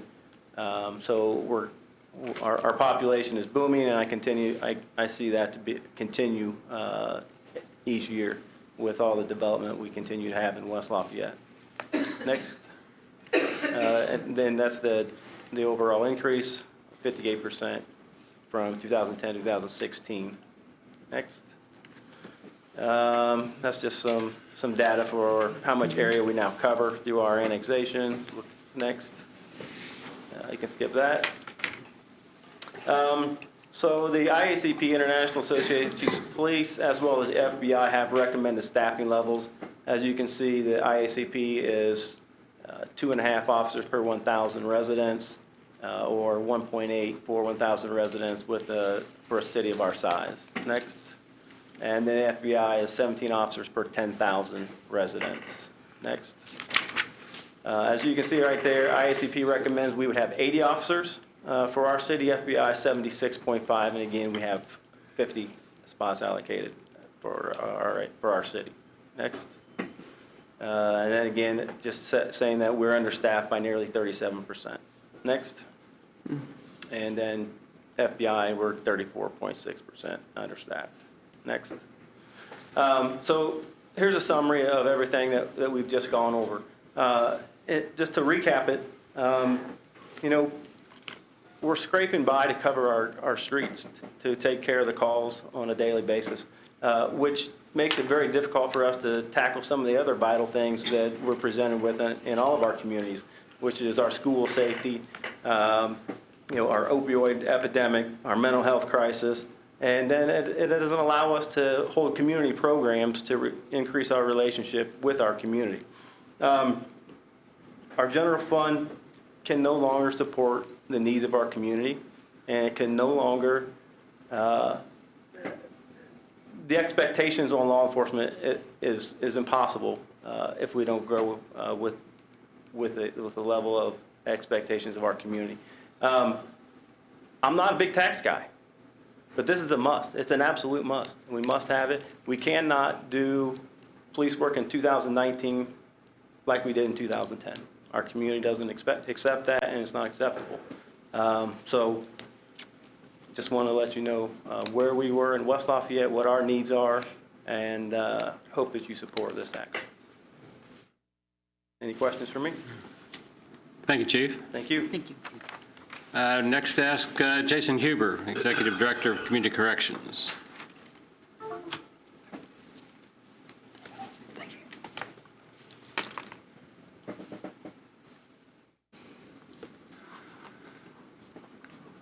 Good evening. Good evening, sir. Jason Huber, Executive Director at Tippecanoe County Community Corrections. My hat that I'm wearing today, 20 years of law enforcement experience, now 3+ years of Executive Director at Community Corrections. So I've taken off the enforcement hat and I've put on the administrative hat. And how is it that the diligent work of the men and women in blue and brown and tan and the effects that they have on us as a community supervision organization? Well, primarily by growth. We have seen unprecedented growth and continue to see it, and I don't expect that to change anytime soon.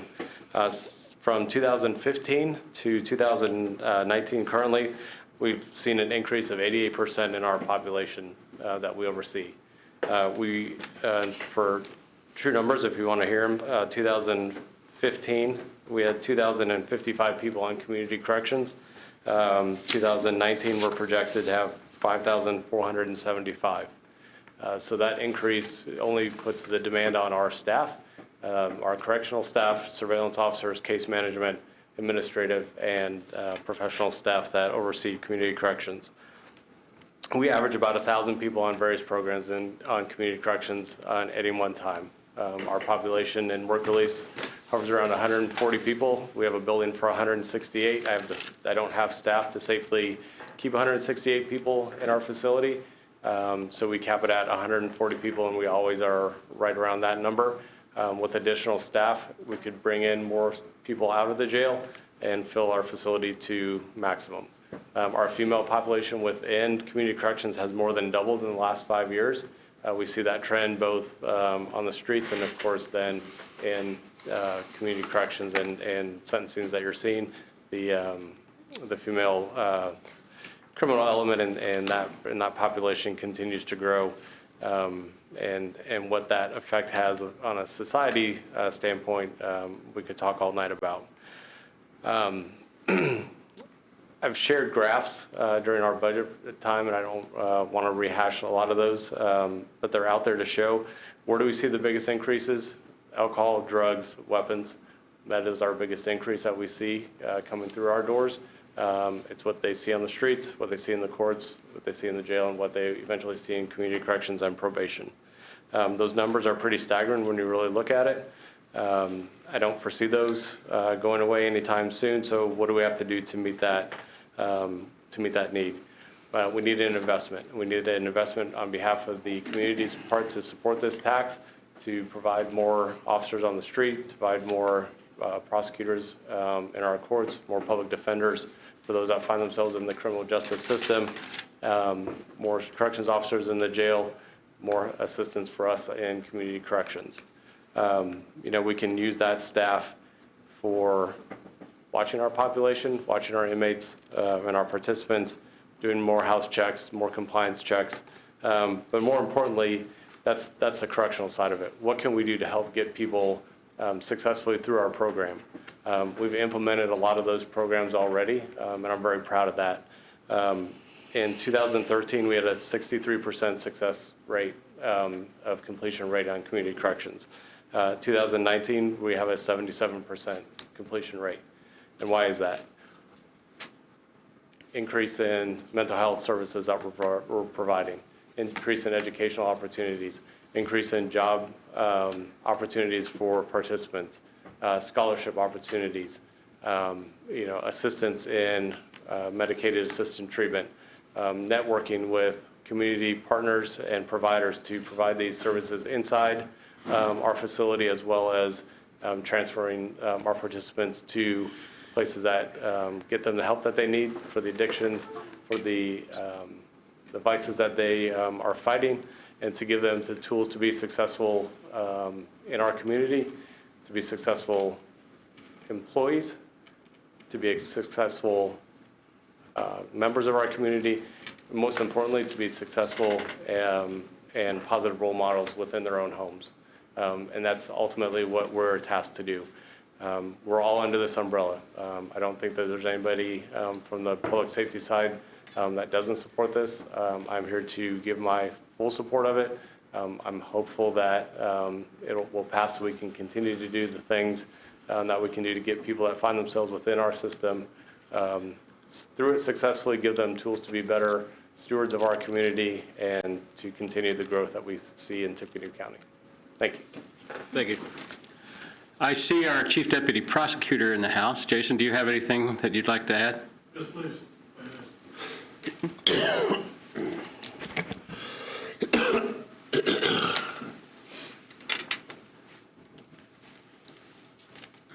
I remind myself I'm not standing in front of a jury here, so if I start talking like I am, I apologize. But ladies and gentlemen of the County Council, my name is Jason Biss. I am the Chief Deputy Prosecuting Attorney. I'm here tonight on behalf of your prosecutor, Pat Harrington. It's very difficult to follow these great men that serve our community. I had a speech, but after Chief Flanley, I had to leave about half of it because he covered most of it, so I appreciate that.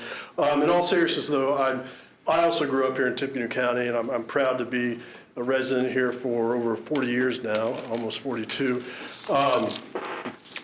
And I'm proud and honored to serve Tippecanoe County as the Chief Deputy Prosecuting Attorney.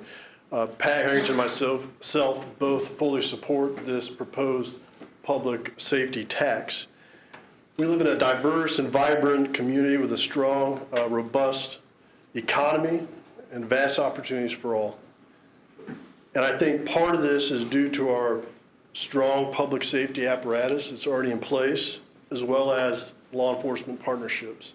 I will tell you that, and they've already touched on it already today, but it's rare in many counties across the state that you can have the prosecutor, the chiefs of all the police departments sit together around a table and discuss issues, which we do on a weekly basis. I've even sat on task forces and committees with Chief Welcher and Chief Heath of the fire department, so we all work together. That's why this community is so amazing. But in order to respond to the demands of our projected growth and attract enterprise and development, we must satisfy our public safety requirements. To meet the ever-changing demands of our critical public safety infrastructure, we must provide the resources to keep our county safe. And as they've touched on already, some of those resources are stressed, some of them are spread thin. In just over a year, we will have another court established, Tippecanoe County Superior Court 7. Some of you probably remember when we had just a city court and a county court. It is growing. Quite frankly, based on the numbers, they probably could use even an additional court. We are experiencing an increase in police reports submitted by our local police departments, and you've heard the statistics already. All those reports get filtered up to one department, and that's our department. We are experiencing more internet and technology-based crimes, which require a forensic investigative component capable of investigating such offenses. Electronic devices and social media records play an important part in criminal investigations and pose additional challenges from a resource perspective. Everyone has some social media application, everyone probably on this panel today, and so do criminals, and they like to use those to communicate, to commit crimes. So we have to seek the truth. That is our job, to seek the truth and to seek justice, fair justice. And so in order to seek this truth, we have to download all this data from these cell phones that we seize. And we've already touched a little bit on the role of the high-tech crime unit. Their role is increasing as time passes.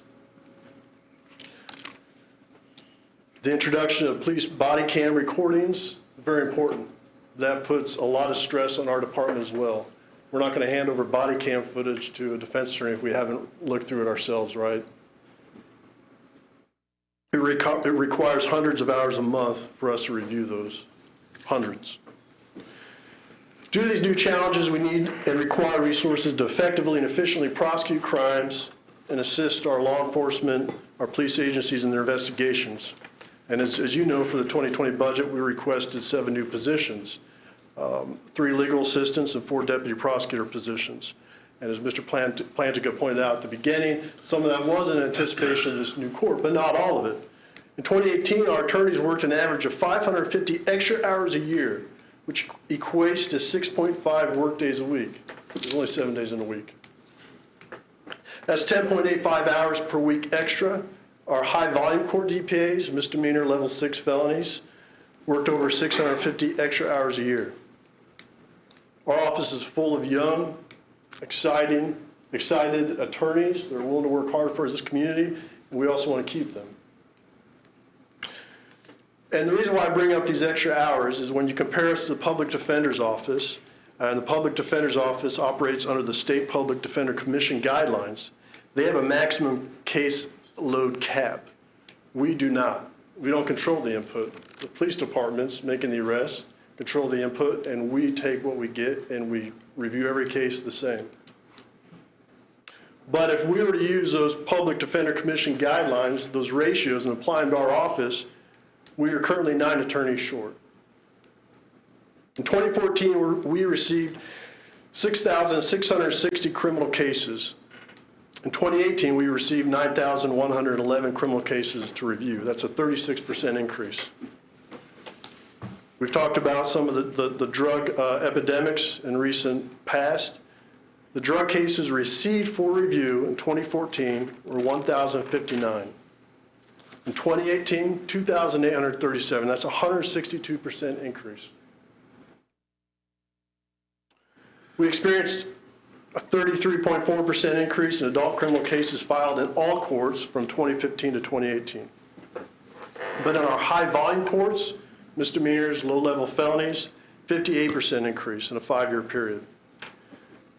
To touch a little bit on the high-tech crime unit, which is, by the way, only one of 2 in the country associated with the university. We're very proud to partner with Purdue University.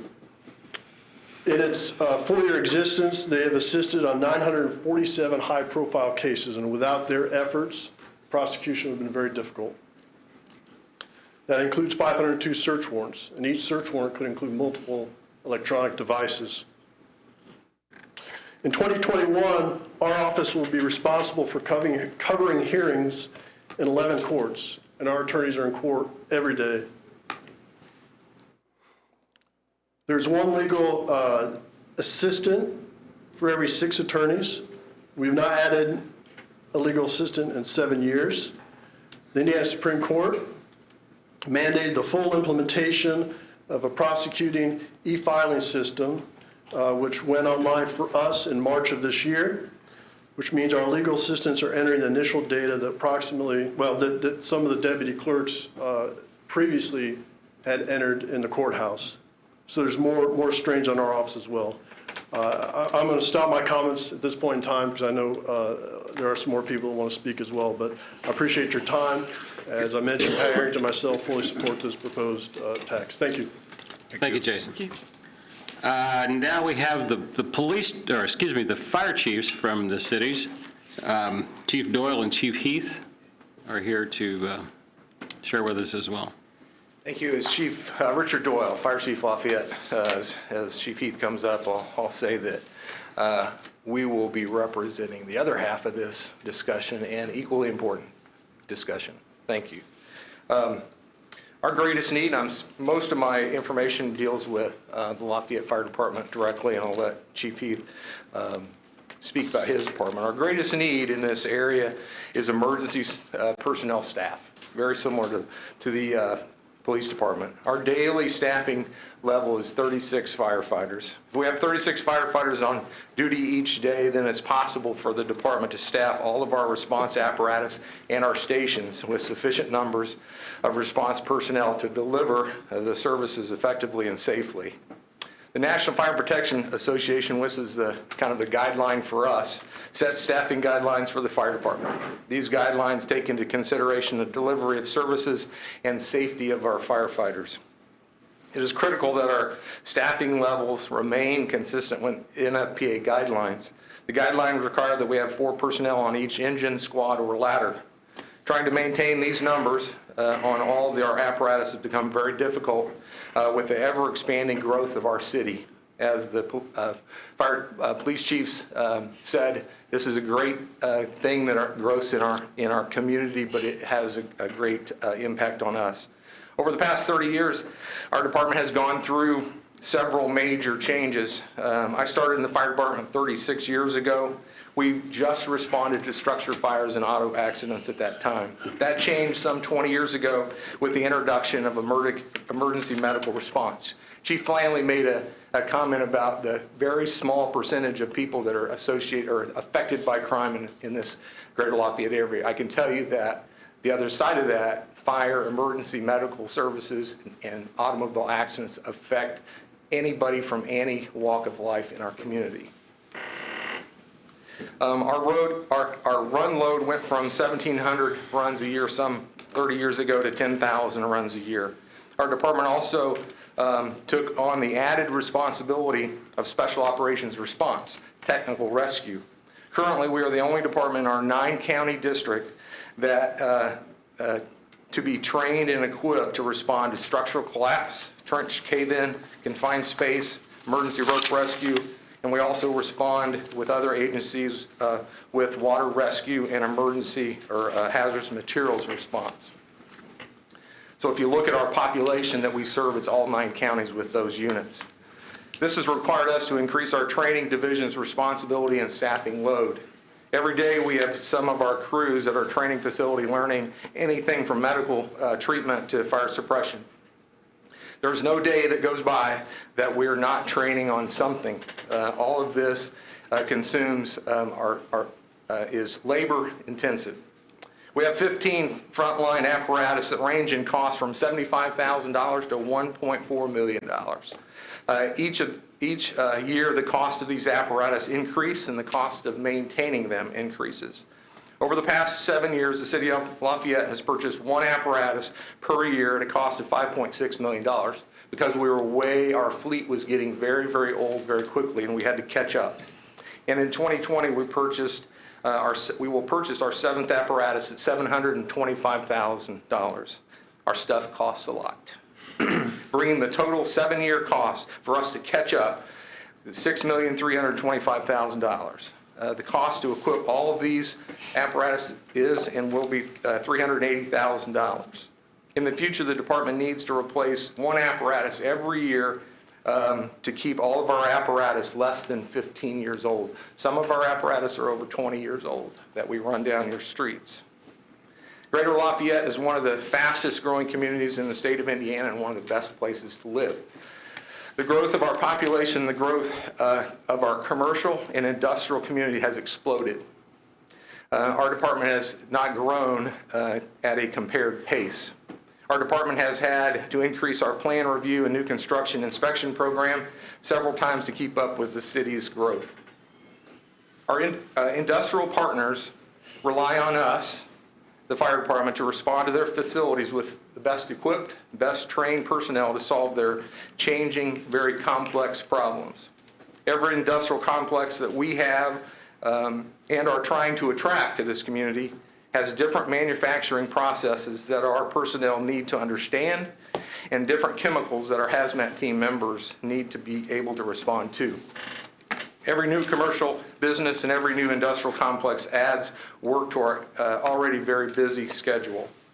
We are projecting that this growth will continue at the same pace that our workload will need to match that growth. It is also very critical that we continue to make our department attractive as we try to recruit new and talented employees.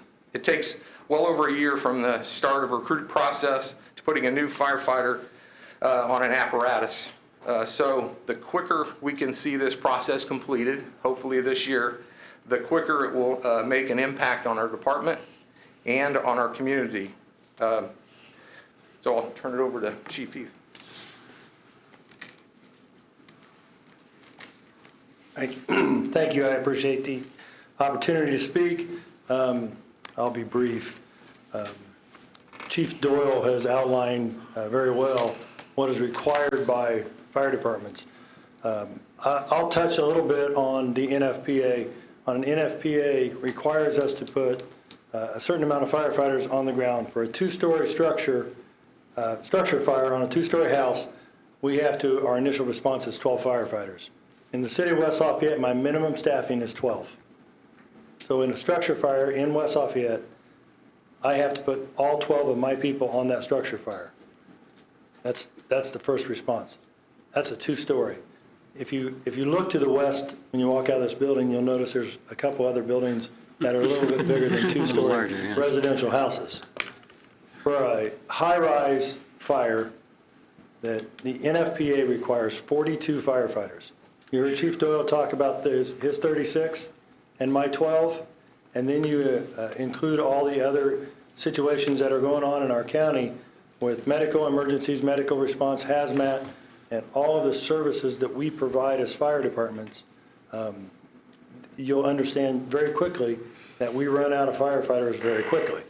So I'm not going to talk for a long time. Again, like I said, I think the point has been put very well to you all tonight, that the need for this lit is very important to all of us in public safety, whether we're police officers or firefighters.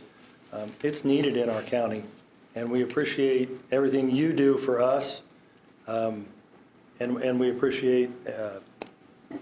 appreciate you voting for that.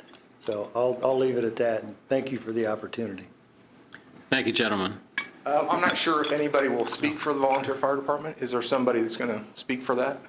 I'll let you know that there's a crisis out there. I would reach out to those volunteer fire chiefs to ask what that is. But if we have a manpower shortage, the volunteer fire department is in critical need of manpower. We have, as chiefs of this county, have worked diligently to respond to each other's needs, but it is in a critical situation that you might want to check with one of your volunteer fire chiefs. Thank you. Is HAZWOPER still in play? HAZWOPER? Training? Yeah. Yeah. You still do HAZWOPER? Yeah. We provide. I know you mentioned hazmat, so. Yeah. We have a hazardous technician response team that we partner with TEMA and Purdue University to respond. We also do a lot of training for our industry, some of their hazmat training also. Any other questions? Thank you. Thank you, gentlemen. County Commissioners now. Mr. Brown and Mr. Murtaugh are here.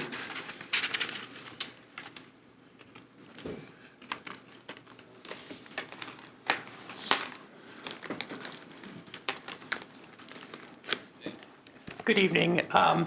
First and foremost, as a former county councilman, I appreciate what you're doing up here, listening and taking input on this important subject. But I'll be incredibly brief, and it's probably a lot of the stuff that you already have thought of, and but I just want to, just make sure it's fresh in your memory. We, interesting numbers, as we looked at the employee requests this year, 80% of those total requests were in the public safety realm. It looks like 90% of what was actually funded last year was in public safety. So, I think that just speaks to what we've already heard so far tonight. But, obviously we have the new court coming on, and that has to be funded in some way. And then, when we just came off budget hearings, so you're obviously very familiar with how tight cum cap and EDIT really was. And, if you look at cum cap, we are spending 50% of that budget on public safety needs. And that's supposed to be a budget that's to be spent across all of our facilities for all of their capital needs, and we're spending 50% of that on public safety. And the other item, and Jason did a good job touching on it. We had, one of the projects that we were hoping to be able to fund, and we simply couldn't, was a project through Community Corrections to provide programming space, to do additional space out there to actually do programming around mental health and substance abuse issues, which obviously we're seeing a lot in both the jail and at Community Corrections, to make a real impact on that. And we simply didn't have the funding to do that this year, and it had to be pushed off for at least a year. So those are just things I wanted to put in your mind as you move forward. And obviously, this is a very hard decision, and we appreciate you taking the time to consider it. Good evening, and I feel your pain, and I also feel the pain of the folks from public safety here, having worn that hat for a number of years.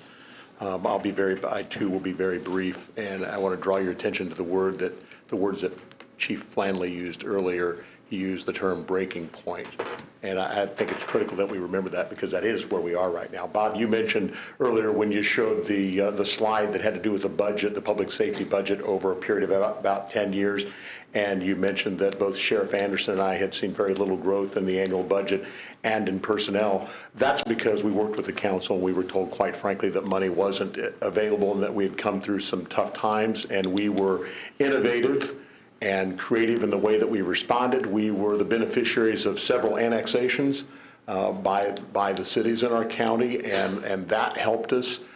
We put officers in the school. We created a volunteer force. We hired transport officers to be able to so they could spend the time in hospitals and traveling to prisons around the state so that we could free up our deputies' time. Unfortunately, I think we've been about as innovative in that regard as we possibly could be. I think we did some great work. We're fortunate that we live in a community where local law enforcement, public safety collaborates at a very high level, much like we do in government. But again, I think that we have, using Chief Flanley's words, we've reached a breaking point now, and there really is nowhere else for us to turn to move in a different direction and fund some of these needs. So clearly I am in support as well. Thank you. Thank you. State Representative Klinker, do you have any comments? Do you have any comments that you'd like to make at this time? I'm just happy to be here, and I'm very supportive of all of the police and fire folks that are here. Thank you for the opportunity. Thank you, ma'am. Are there any city council members here tonight from either city councils? Are there any other elected or appointed city or county officials that would like to speak? Representative Campbell was here. She was, yes. I didn't see her Well, here. the council members were as well, but they had to step out. Good evening. I am Jennifer Tysing, the Wabash Township trustee. I'm here tonight to talk to you about Wabash Township. We are the largest township of 13 in Tippecanoe County. We have a population of approximately 66,000 people, and 30,000 of those are in the unincorporated area of the township. Right now, there are 800 to 1,000 new homes within 3 subdivisions being proposed, so we are growing. And we do 1,100 runs a year. That's approximately 3 to 5 per day. To give you some perspective on that, West Lafayette does about 3,000 runs. You heard the chief earlier, Chief Heath, talk about how they have 12 people on staff. We have 1 person for 12 hours a day, 7 days a week. 1. We are 95% volunteer. And we have 2 full-time firefighters total. So we have 1 person on staff for 12 hours a day, 7 days a week. These 2 full-time firefighters do not have retirement benefits. They do not have health insurance benefits. And they're paid approximately $20,000 less per year than West Lafayette and Lafayette firefighters. So when I sat down to do the 2020 budget for the township, I wanted to create 2 new positions, provide benefits appropriate of these positions, and fund our current township assistance program. That gave me a budget shortfall of $500,000. To give you an idea, our total revenue for the township is $600,000. I think that is a crisis. So I wanted to officially support the public safety tax as the Wabash Township trustee. And thank you for your time tonight. Thank you. Thank you. Are there members of the council that have any comments at this time? We obviously will discuss this more next week, but anybody have any comments they'd like to make now? When the chief LPD, when he mentioned about how many, would you call them cat calls? Or Cat.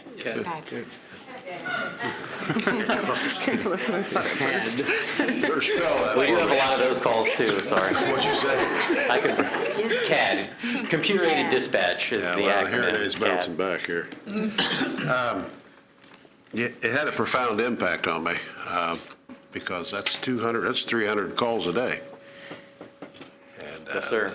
And I didn't point out. 911 operators, I don't know how many's on a shift at a time, but that's a lot of calls per minute. For every, and I did not mention that for every call that comes in where a police response is appropriate and a CAD entry is made, we receive 2 to 3 additional calls where people have questions, inquiries. So yeah, they're. Well, that had a profound impact on me when you mentioned that, and so did your other data. Your Thanks. other data you mentioned, it was good. And so was everybody else. All right, any other public officials that have comments at this time? All right, now we'll move to the part of public comment. We invite anyone who has comments to come to the podium, sign in, state your name. There's a form on the podium for you to sign in. And we want to go over the rules of public comment quickly. Traditionally, our rules of public comment are we limit you to 3 minutes to make your point.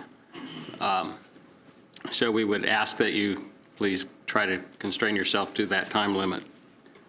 Is there anyone at this time that would like to come to the podium? One of us walked away with the sign in sheet.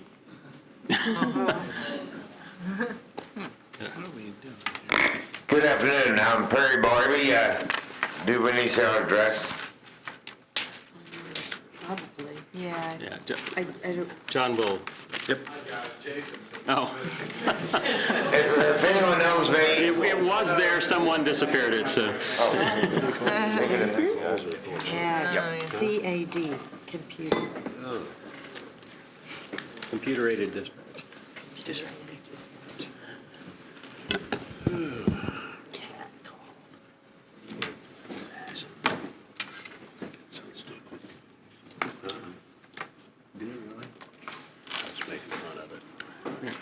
Perry Barbie, 3700 Redbud Avenue, Lafayette, Indiana.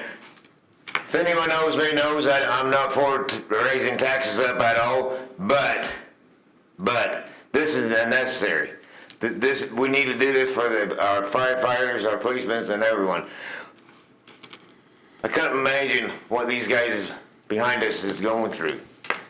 We think some days our days is massive. If we don't have enough people, well, these guys everybody depends on them. So we have to do it. We had to roll our sleeves up and get this done. That's all. I'm throwing we said we'd be behind our policemen, our firefighters. Let's put our money where our mouth is. Thank you. Next.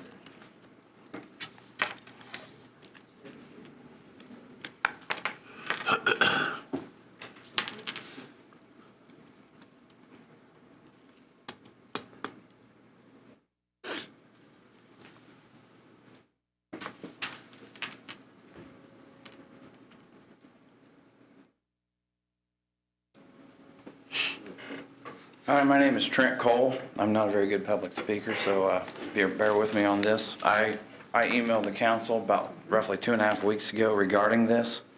I'm not in favor of any income tax. It's not that I'm not in favor of any tax, but the income tax, I absolutely hate income taxes. I don't believe the state should have allowed the counties to fund this way. But anyway, I want to thank the 3 councilwomen that wrote me back regarding this. I was disappointed that none of the men did, but you know, for whatever reason they didn't do that. But my letter states,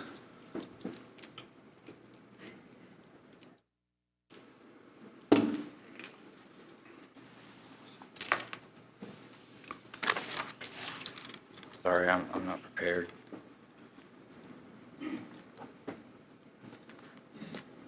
I'm expressing my disapproval in the proposal to increase the county income tax. I realize there is a need for public safety, but at the same time, I feel like there is seeded funds and other things available to the county that are already being taken out of the paychecks of the hardworking men and women of the community. I also realize that the $22 million bonded for the fairgrounds is a separate thing from public safety, but that should have never been done if there is a need for more public safety funds. Tax increases should always be a last resort, and I don't feel like all available options have been explored, such as cuts elsewhere or holding off on things like the fairgrounds remodeling. And the $8 million additional taken from the community will affect business, because that is $8 million less that people of this community have to spend for the business. So that, yes, it will not affect their bottom line, but it will affect the consumers. They won't have $8 million less to spend in this community. But I also would like to add to this council that I think that this council should consider asking our state senator or one of our state representatives, Sheila's here tonight, to authorize and add a food and beverage tax for Tippecanoe County to alleviate pressure on our income tax here in this county. Food and beverage tax authorization could be added to a budget bill or some other vehicle, so this council could add it in the future. I'm not advocating for any tax increases, but a food and beverage tax would be a better alternative to the income tax hikes we are discussing. Many other counties and municipalities have implemented a food and beverage tax. I don't know how much that would raise. I don't know the numbers, but I think it's an option that should be explored. And also the 0.14 that was discussed tonight for the property tax reduction, I think that should possibly be looked at to be eliminated, because most people are probably going to spend, or they're going to have more money taken out in the 0.18 than they're getting relief in the 0.14. I don't know where all that money's going, but it's definitely not, it doesn't add up. So I think that should be looked at as well. I think me and my wife's income, or our property taxes might have been reduced by $30, $40 from the local tax, and we're gonna be hit with over $300 or $400 more a year. And I think this is probably even higher incomes and higher property tax households will not see that it just doesn't add up. So I think that should be one thing that the council should consider eliminating and funding through that way as well. So that's all I wanted. Thank you for your time. All right, thank you. I hope you consider tabling this and discussing other ways of funding public safety. Thank you. Anyone else?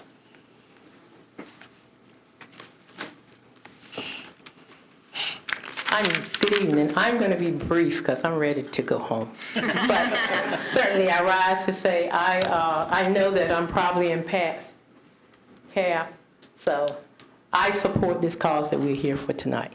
And your name, please? Oh. Sadie Harper Scott. Get a pen on the side. My name is Sadie Harper Scott.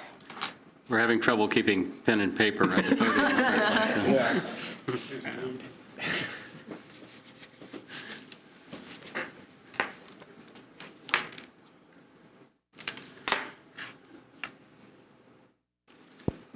And again, I must say we have some wonderful police chiefs and law enforcement in this county. So certainly I made my schedule and myself available to come tonight to support this cause. Thank you so much for that. Thank you. Next.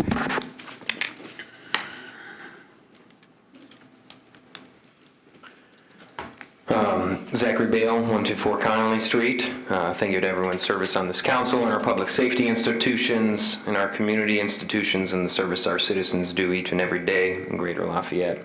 I would make a small note. I know there's a lot of prepared testimony. Hopefully that gets added permanently to the record in the minutes. That would be nice, as opposed to, I'm not familiar with this board's transcription process for its minutes, but since there were prepared statements, I think that would be beneficial.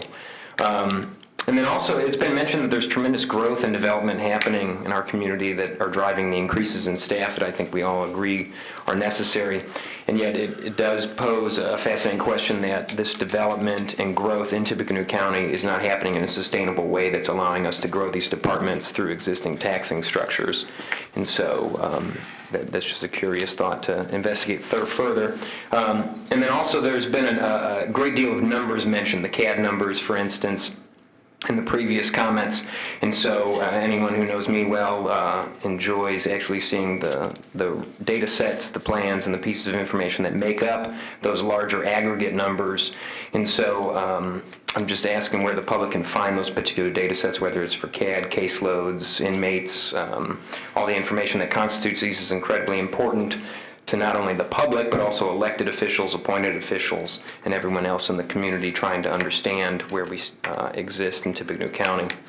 And then Mayor Dennis and also Chief Lanley mentioned through, I believe, Mayor Rosworski's letter about the increases of technology also being a driving force with these taxes.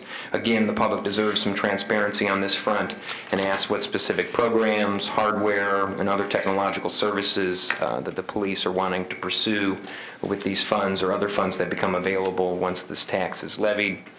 And then I was happy to hear that it sounds like we have some programs that allow to help individuals that are afflicted with addiction or substance abuse, mental health issues, and educational opportunities, workforce development, and other areas to help their station in life. It's confusing. I don't know if that actually falls under this particular tax, but it would be nice to actually have those services provided ahead of the criminal justice system as opposed to only getting them within the system or once they're through. And so it sounded like one of the benefits possibly could be that other budget items might get relieved of some of those funds through this. However, hearing from the public safety institutions, it sounds like, if anything, this is much needed additional funds. So it does not sound that there will be additional monies made available. And so that's something I think that the county should consider. Again, going back to the growth, is what we're doing actually sustainable to make those programs exist? All right, thank you. Did you sign in? I will, and then bring it back up. Thank you.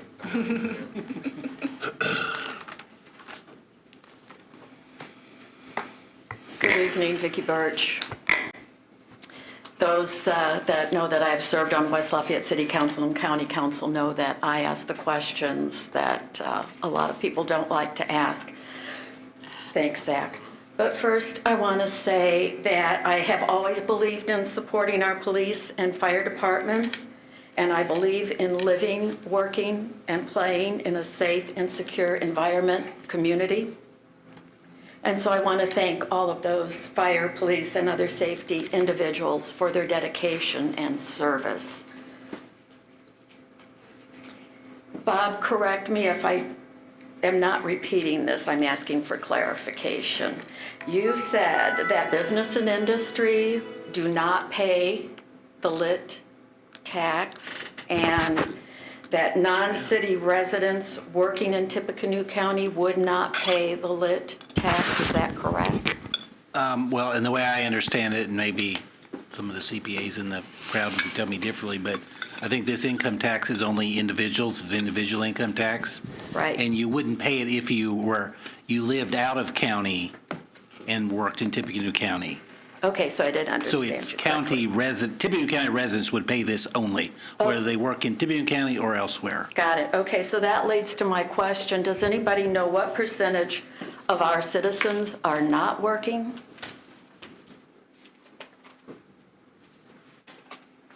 And secondly, I would like to request the council, the department heads, and other county employees ask that they thoroughly research other avenues or sources where this lit request could be funded. Thank you.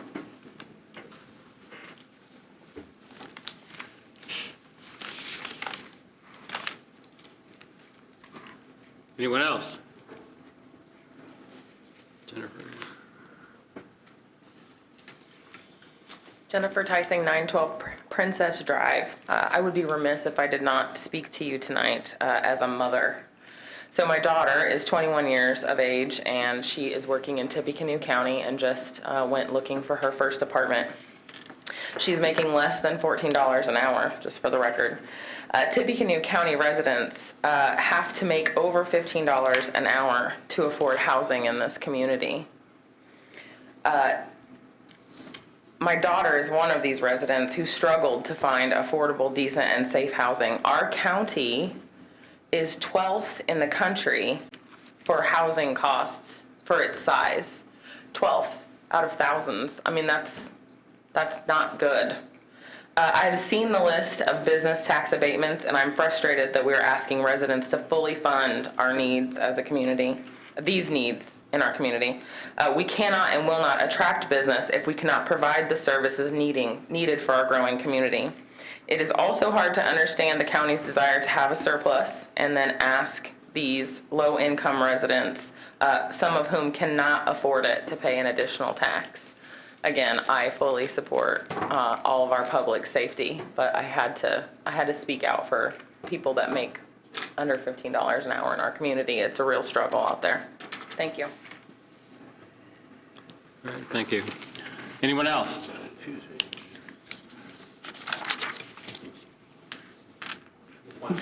Chief.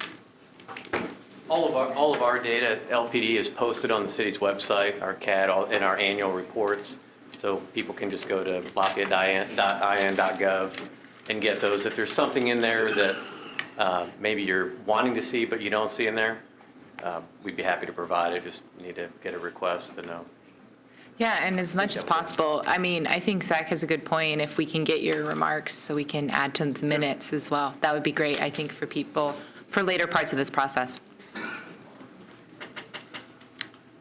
All right, any other comments from members of the county council at this time? Well, we will address this on Tuesday, September the 9th at our 8:30 a.m. meeting. Isn't it the 10th? The agenda for that day will include the 2020 Tippecanoe County budget and the lit public safety proposal. It is the 10th, not the 9th. I'm sorry, the 10th. Because I can't write. On September 10th, on Tuesday, the lit proposal will be near the end of our agenda. So we'll do our other business hopefully quickly and move through that. So if anybody has comments at that time, officially, that will be our public hearing. And but we do appreciate everyone's comment and inputs tonight. Have a safe trip home. Thank you, everyone. We stand adjourned. I think we did. What is, I think we are. Those are I didn't know those would be great. people responded. Thank you very much. Because we didn't send it to each other, so we couldn't know. Here onto the high-tech crimes unit, my wife was just tweeting about somebody calling and telling her they were from the sheriff's department, and offering help. I don't know who's responding.